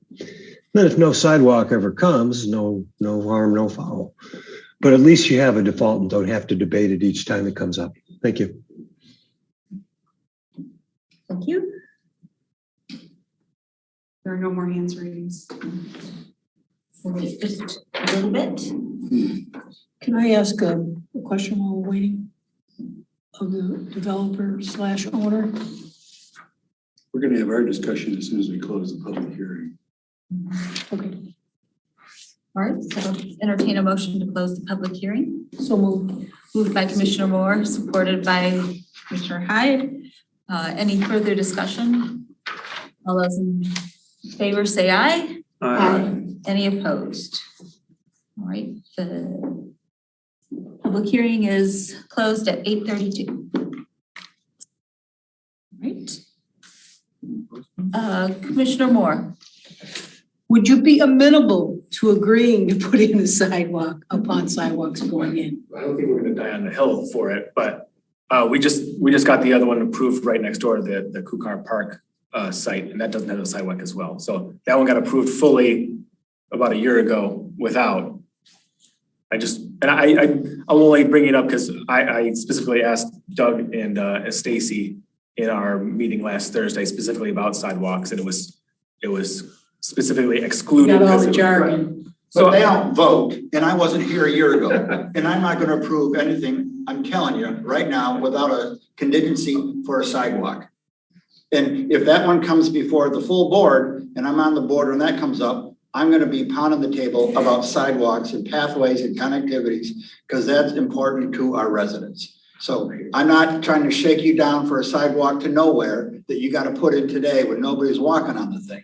But at some point, when people wanna walk and bike, because there's density, then I want us to have thought about it down the road. That's just my take on it. We're putting 2 bike spaces specifically for people to bike, so I understand. So I would move to table this item And and I'm give not it saying some that time we for. need to table it, I'm just saying we just need to add a contingent. I'm in favor of their project. I support their project. Well, I just sometimes wanna people protect need ourselves. Time to think about it. Okay, and I'm not opposed to tabling, but And maybe I'm wrong about that. Well, I think we need to, I'd like to say that we should have some discussion around it and get people's thoughts.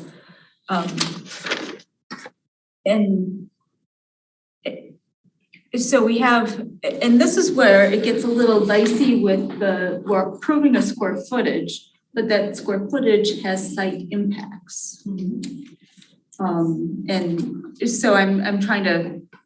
So I think we're in our rights to consider what that size building is doing to the site.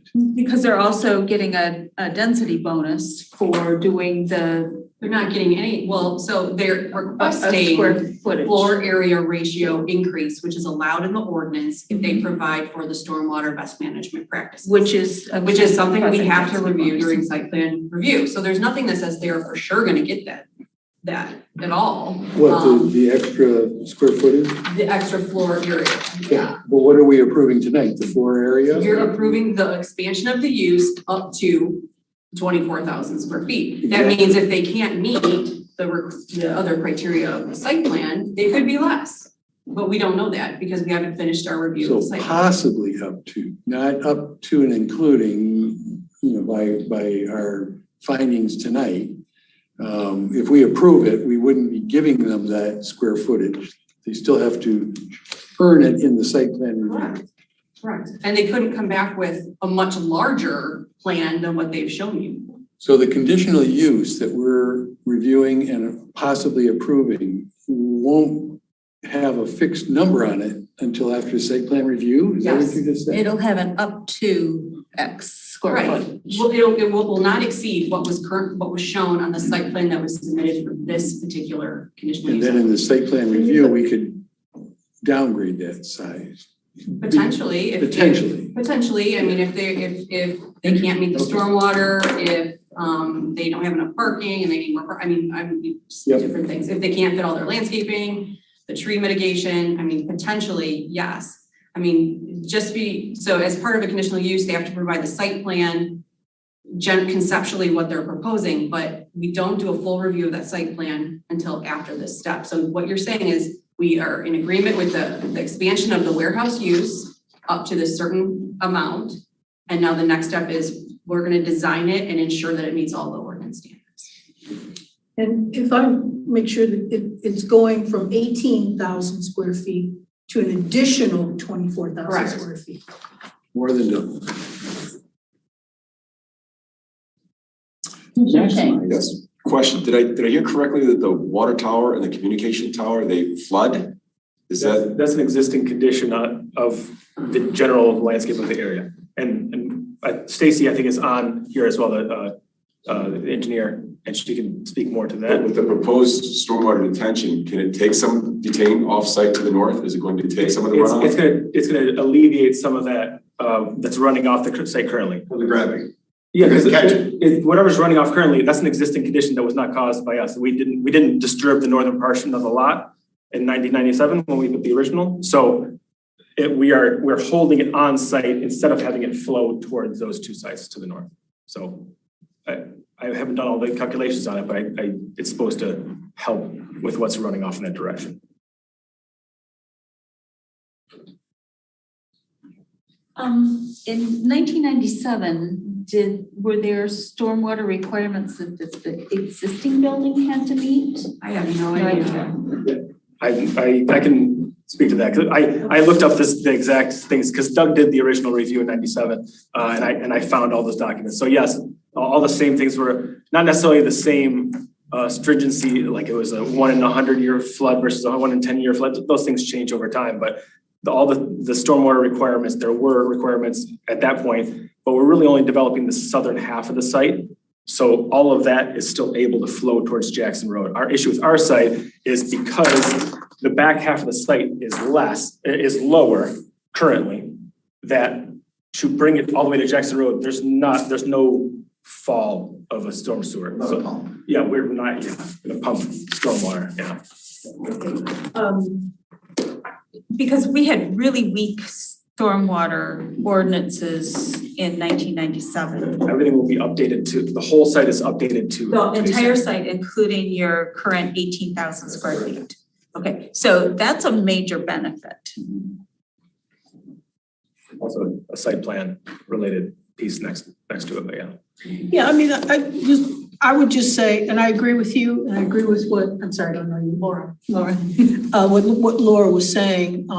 But unfortunately, we have to deal with what's going on today and what's going to be going on in 5 years and 10 years. So I think that speaks to what Commissioner Reiser was trying to say. And it's been a dormant area, except for some industrial use in that area, and it's changing. So a lot of the township is changing. So when we think about trees and stormwater systems and sidewalks and stuff and EVs and less parking and all that stuff, that's what we deal with. You know, not just your project, but all the projects along Jackson. That's why I thought it was important to remind us about the sidewalk conversations we've had with some of your neighbors out there. So I just kind of wanted to say that, but I don't mean to demean or lessen the importance of what you're doing, what you're proposing.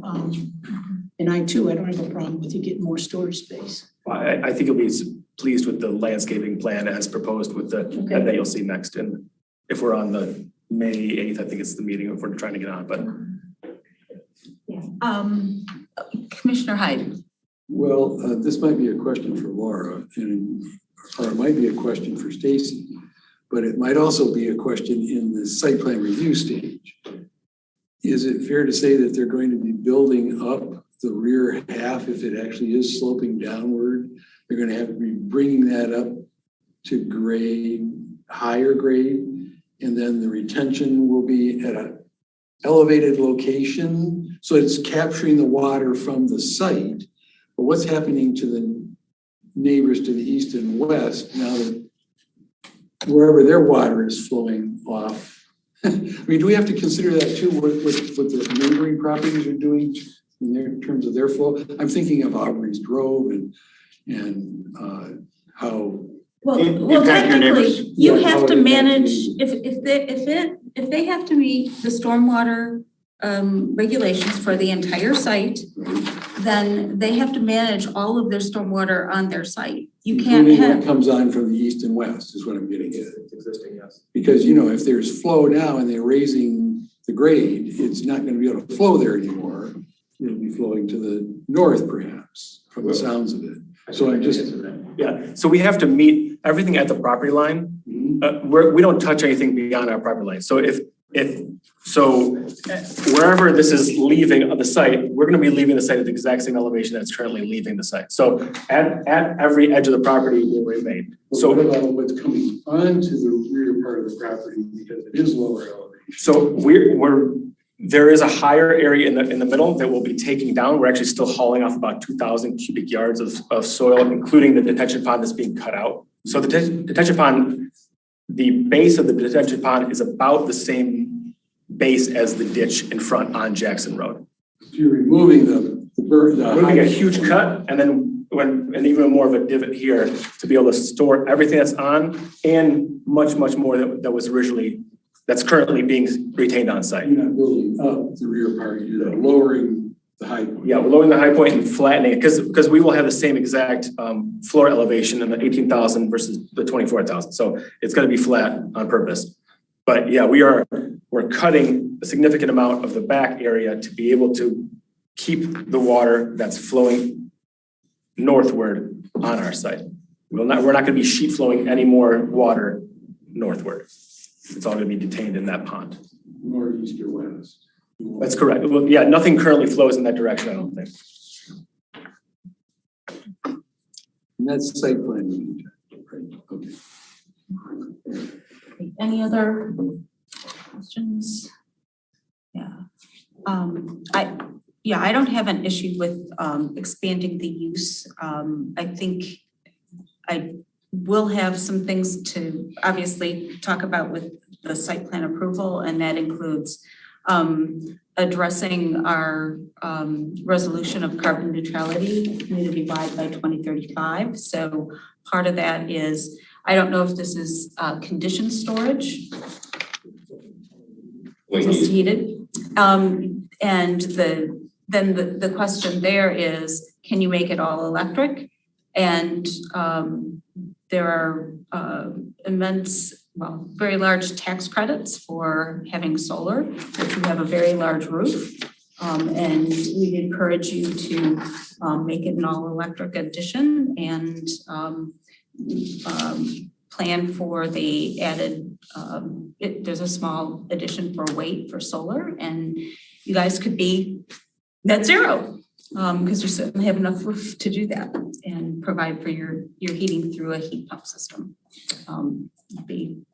That would be extremely beneficial to you and to the township.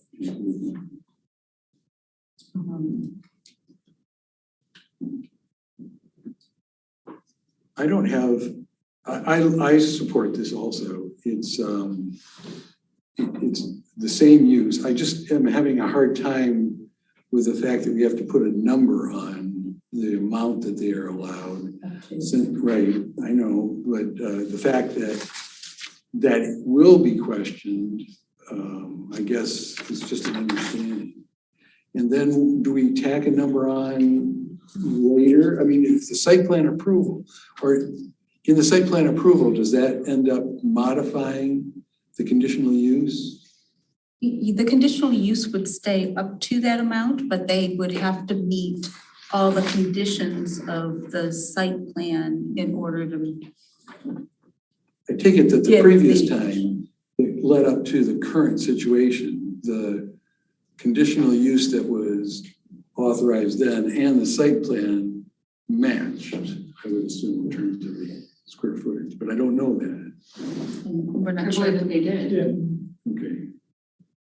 Seems like a, I think you could reasonably assume, just saying, it isn't hard to meet the best management practices from a stormwater standpoint.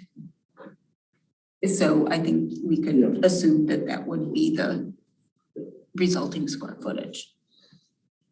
Is the 18,000 square footage from the original conditional use, did that incorporate your office space as well? Yes. Okay, so you really don't have It's 18,000. 15,000 in warehouse and Okay. 3,000 in office, yeah. It's only because the warehouse itself is done by right usage. It needs to be in front of you guys for approval, that's all.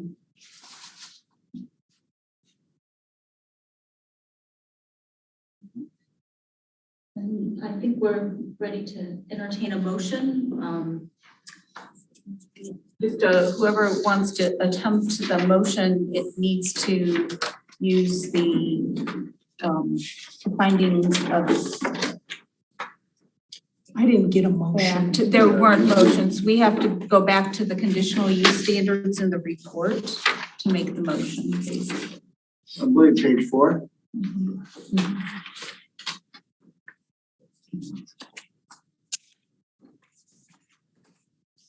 And are we able to add conditions? Like I'm contemplating something along the lines of the applicant shall install a non-motorized pathway or sidewalk along Jackson Road frontage when requested to do so by the Scio Township, I'm thinking about something like that as one of the conditions. I don't know if I had support from this I would body support that. to do that or not, but so I'm prepared to make a motion that unless someone else is. Go for it. And that's the Scio Township recommend.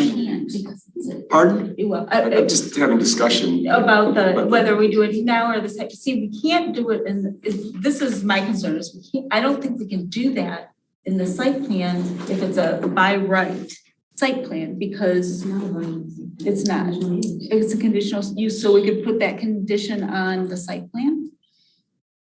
Yeah, I think so. I guess you can do it either way. Why don't we do it now, because that makes it clear. Yeah, that's what I was thinking. That way, I don't want to pull a last minute or switcheroo on these good folks too. So you get what I'm asking. I'm not asking for you to put one in now unless you say, the heck with it, we just want to do it now and get it over with. But at some point, there could be density out there, there could be housing. The sidewalk on the north and south side of Jackson Road goes almost to your property, which suggests to me that it could go to and past your property someday. It's been 26 years since we've seen you. I don't mean that in a bad way. I wish you good business, but my point is you might not be back here for a while. So now's our opportunity to do that. Sure. So I would move, is this something that we approve or that we recommend to the Board of Trustees that for their approval? You recommend it goes to the approval. board. Okay, so I would recommend that the Scio Township Planning Commission recommend to the Scio Township Board of Approval the township to approve the conditional land use application at 7830 Jackson Road, parcel H-08-19-100-035 based on the following findings of fact, that the conditional use will be harmonious and in accordance with the objectives and regulations of our ordinance, that is section 36-224-1-6, that it will be compatible with the natural environment and existing and future land uses in the vicinity. 3, that the proposed use will be served adequately by essential public facilities and services such as highways, streets, police and fire protection, drainage waste, refuse disposal, or that persons or agencies responsible for the establishment of the proposed use shall be able to provide adequately any such service. 4 that the proposed use will not be detrimental, hazardous, or disturbing to the existing or future neighboring uses. persons, property, or the public welfare. 5, that the proposed use will not create additional requirements at public cost for public facilities and services that will be detrimental to the economic welfare of the community. 6, that the conditional use will be compatible with the township's adopted master plan, and as a condition that the applicant shall of approval, that the applicant shall install a non-motorized pathway or sidewalk along the Jackson Road frontage when requested to do so by Scio Township. With support. Okay, we have a motion to approve with condition and by Commissioner Reiser and support by Commissioner Hyde. Any further discussion? I just have one question. The conditional use runs with the land? Yes. Okay, so that's why I think it was important to put it in the. So the applicant and or property owner. So the applicant or any future property owner, Yeah, we that's ask that right. the sidewalk be put in. Right, the owner, That's all. if it runs with the land. Good catch. Good point. I had the same note. All right. Mr. Human? All right. Then roll call vote, please, Secretary Chang. Okay. Commissioner Human, Aye. Commissioner Moore, Aye. Commissioner Chang, yes. Commissioner Reiser. Yes. And Commissioner Moore. I already Hyde. said Moore. Yes. Is that, It's Hyde. Yes, yes. who am I missing? Yeah, Hyde. They've listed you twice on the roll sheet. That's what's throwing me off. Double vote. Yeah, Uh-oh. you get to double vote twice there. Commissioner Culbertson. Yes. Okay, it's All right. approved 6-0. Then we're approved and we Thank look you. forward to seeing the Thank you site for your plan. patience today. See you soon.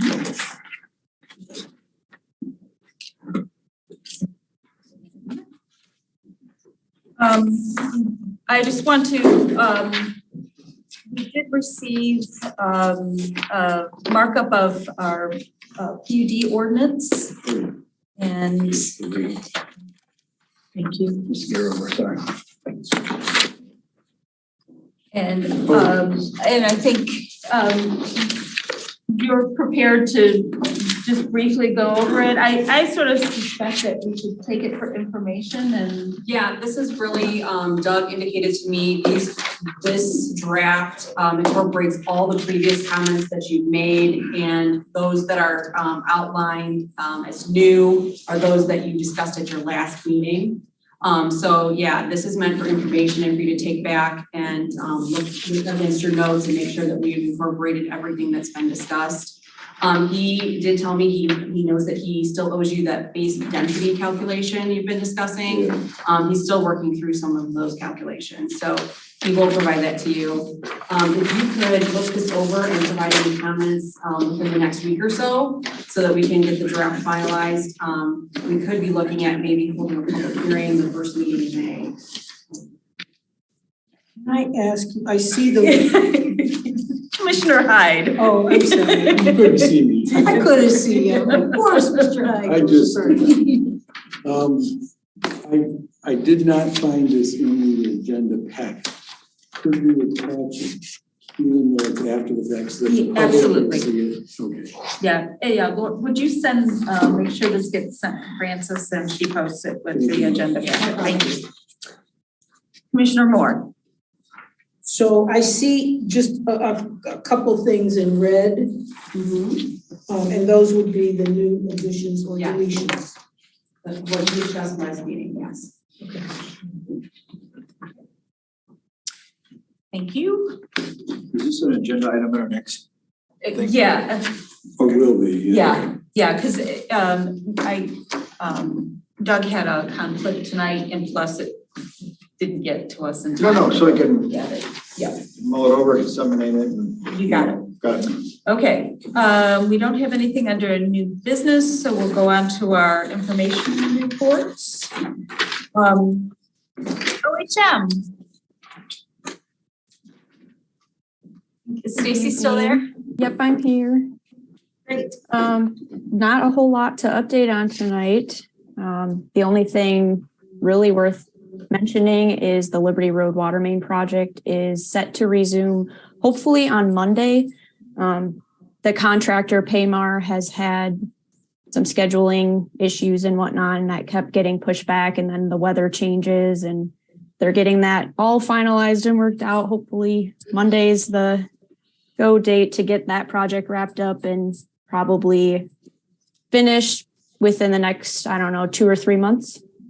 So that's exciting that one's finally done, but there's not really much else to update you guys on tonight, other than that. All right, thank you. Carlisle Wortman. Yeah, so, we had, a staff meeting with the Palmer folks that were here, tonight, to go over their first submittal of the site plan. I think we had 19 items that we would like to see addressed before it comes before you. I know OHM had a few as well, so they will be resubmitting, before that comes to you. We will review it again. Air Housing or Scio View, from Liberty Road, they have a new owner of the duplex portion of the development, and they are looking at some building elevation changes. So that will probably be coming before you soon. We need to determine whether it's a major or minor PUD amendment and the correct process to go through to make the changes to that. Additionally, we're still continuing to see development projects. Lithia Suburban was resubmitted. I'm sorry, Lithia. Suburban Lithia project on Jackson Road. That's been resubmitted for review. There's a group daycare. Zippy submit on Baker Road is submitted for their detail engineering. So we're continuing to see projects come in new and continuing review of projects you've seen before. So elevation, is that how it looks from the front? Elevation? All sides. Pardon? All sides. Does that mean we wanted brick, but brick's too expensive and we want to go with vinyl siding or something like that? I don't know what the change is. I think it has to do with the floor plan is being modified. And then they also were talking about the distance between buildings. Since it was a PUD, there were regulations about how far the buildings could be apart. So I think it's a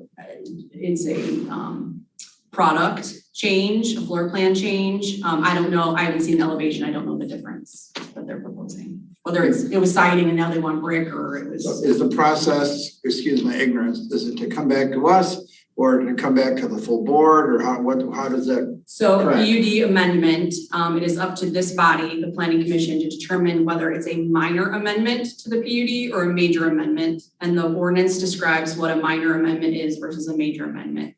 And we look at that and we provide you some information, and this body will determine that.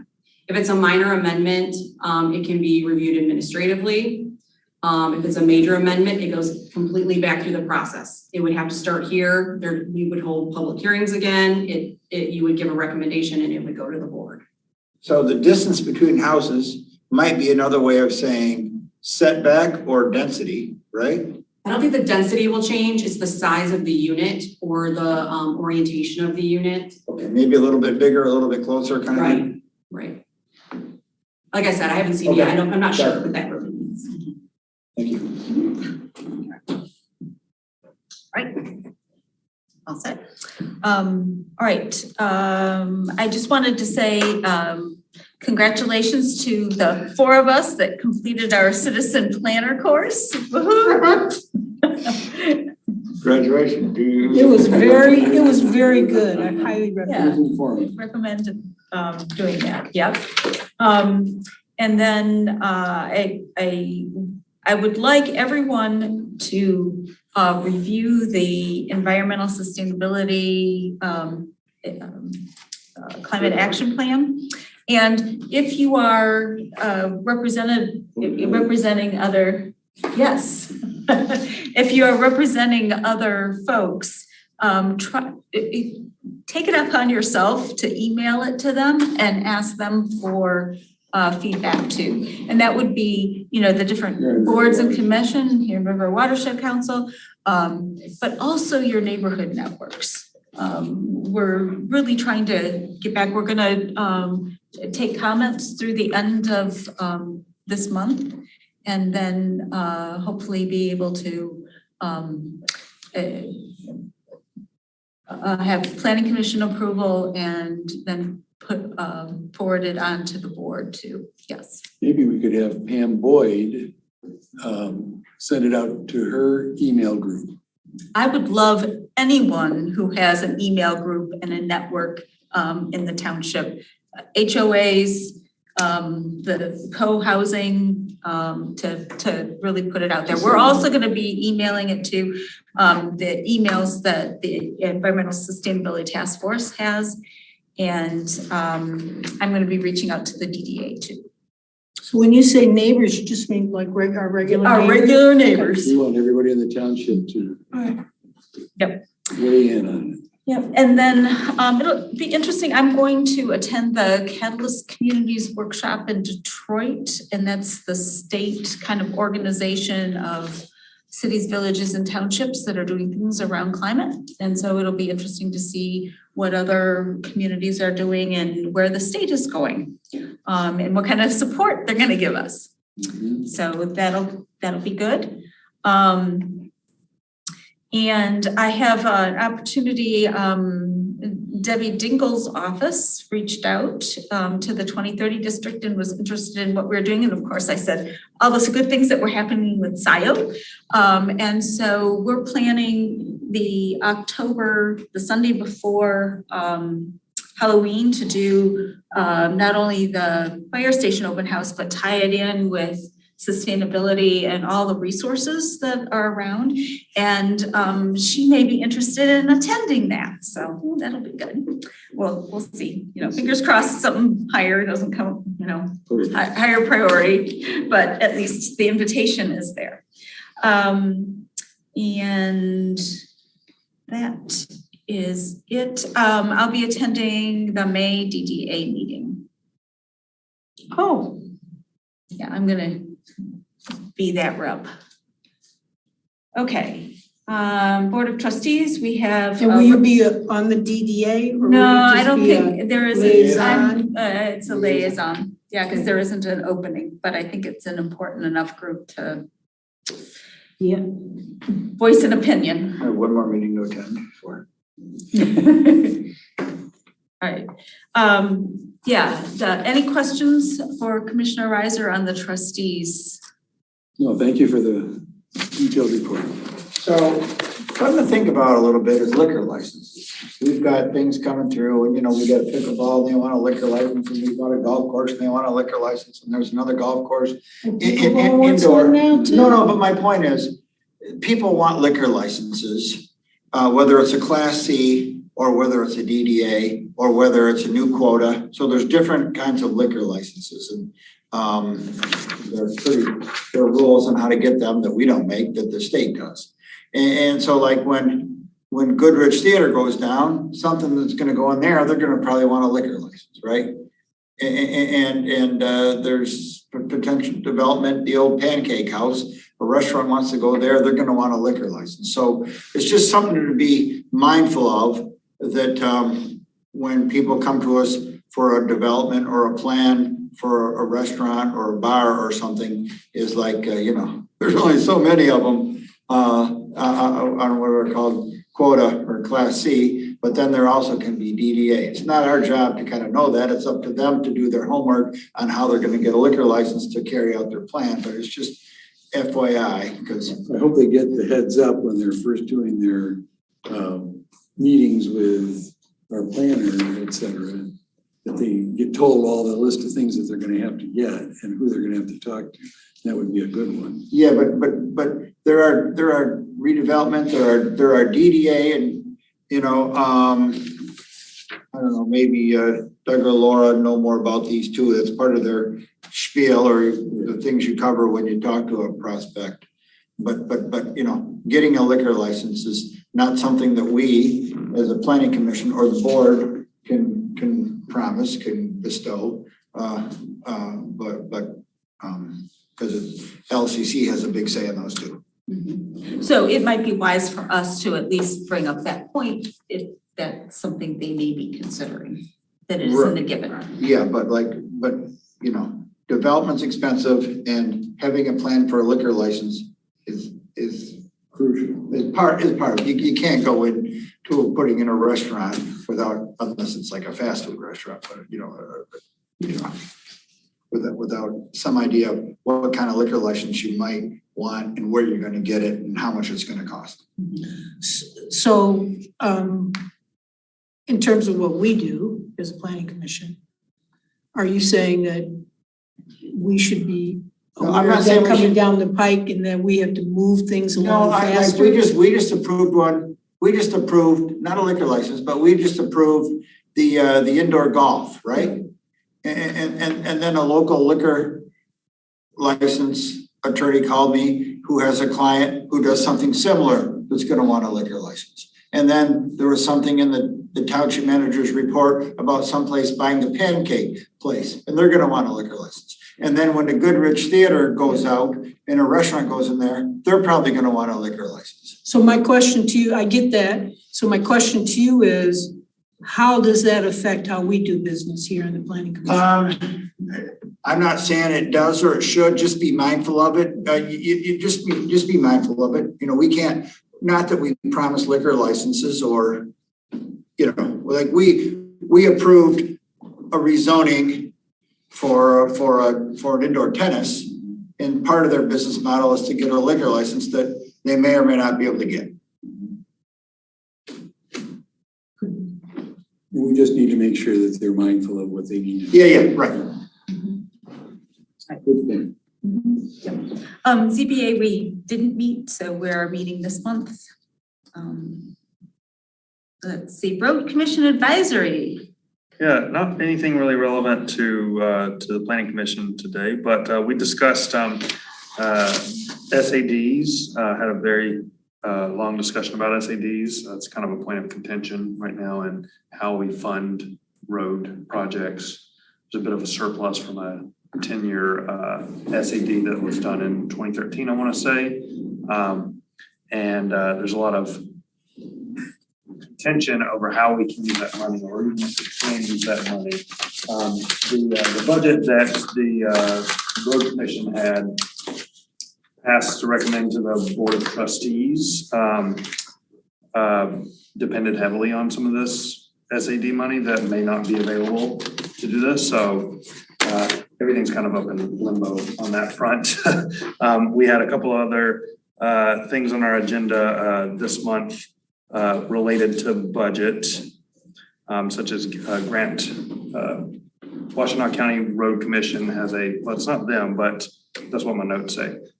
There's a grant for updating culverts in Washtenaw County, which we're going to miss the deadline for this first round of funding, but we also have that budget issue from not knowing how our SADs work. We also had Don Nichols resign from the RAC.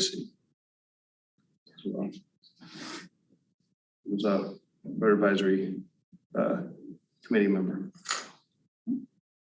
Any questions, Mark? Yep. So will the grants, so there's a deadline for this cycle of grants, but are they yearly? So there's $2 million worth of grant money, if I'm not mistaken. And for this spring, they had $600,000 up for grabs.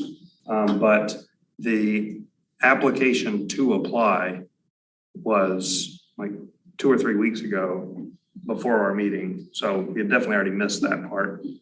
We agreed that we should still apply for the grant anyway, just to, you know, what are they going to do, say no? And then if they do say no, then we'll get it next time.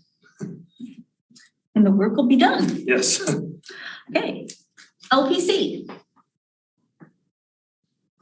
We're gonna meet in a few days. Okay. All right. PPP. We're gonna meet in a few days, so that's on Wednesday.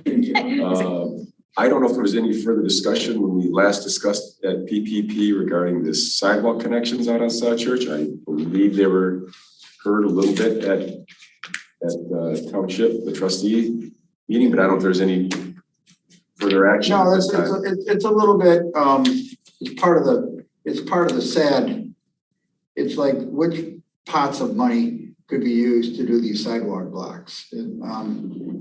Whether it's SAD money for the road part of that connector road, whether it's PPP money for the pathway, whether it's AATA millage money for the sidewalk, rather for the bus pads. Yeah, so there's three potential pots of money, and there's some push and pull on the roads head money with people weighing in on that.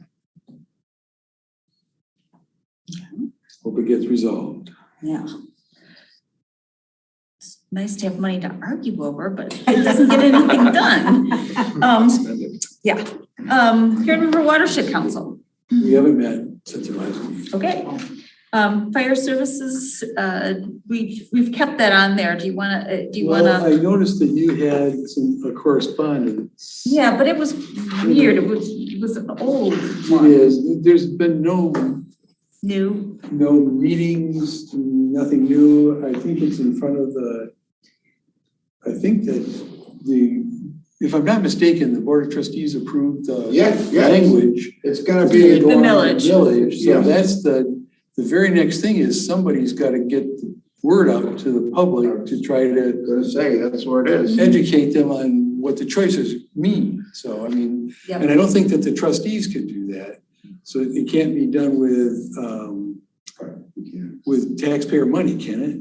That's what I was hearing as part of the Fire Services Committee meeting. So we probably are going to be working from that committee membership to get the word out, but nobody's called that to order yet. So we better get going.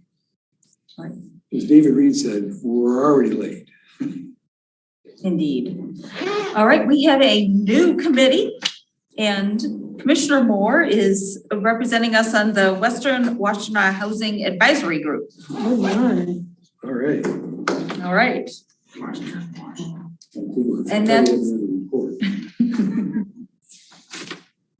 And that will be it's being convened by the mayor of Chelsea, and they've decided that they need to address some of the housing issues in Western Washtenaw.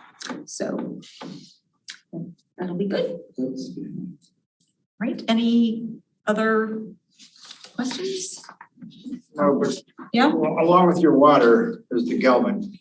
Okay. There's a new proposed consent agreement between Eagle and Gelman, going before Judge Tim Connors imminently. And then interveners are gonna have to decide, do we sue, do we not sue, do we rely on our lawsuit, our litigation, the EPA? So, but there is a new consent judgment that's likely. And we're an intervener, I believe, aren't we? Scio Township, City of Ann Arbor is too. Once we. For the EPA. Once we. Intervener on the litigation. Oh, on the litigation. Yes, but we are more so when and if we file a complaint, which we haven't done. So some have filed. We just got permission to join. Yeah, so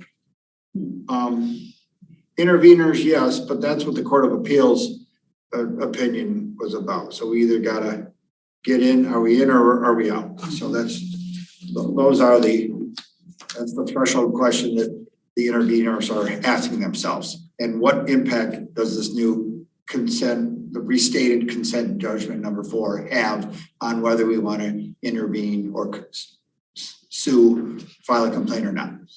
It's pretty muddled. Stop just disagreeing. Thank you. Anything else? Reports? All right, then we have our 3:13 minutes and our 3:27 minutes for approval. And the 3:27 was no meeting, so we'll take both of them in a single motion. Are there any additions or revisions to the 3:13? I thought you did a great job with my monologue. I move to approve both sets of minutes. Is there support? Support. Okay, motion by Commissioner Hyde, support by Commissioner Moore to approve the minutes as submitted. Any further discussion? All those in favor, please say aye. Aye. Any opposed? All right. Anything else to come before the planning commission? If not, I'll Move to adjourn. move to adjourn. Commissioner Moore, supported by Commissioner Hyde. All those in favor, please say aye. Aye. Any opposed? All right, we are adjourned at 9:15. Thank you. Recording stopped.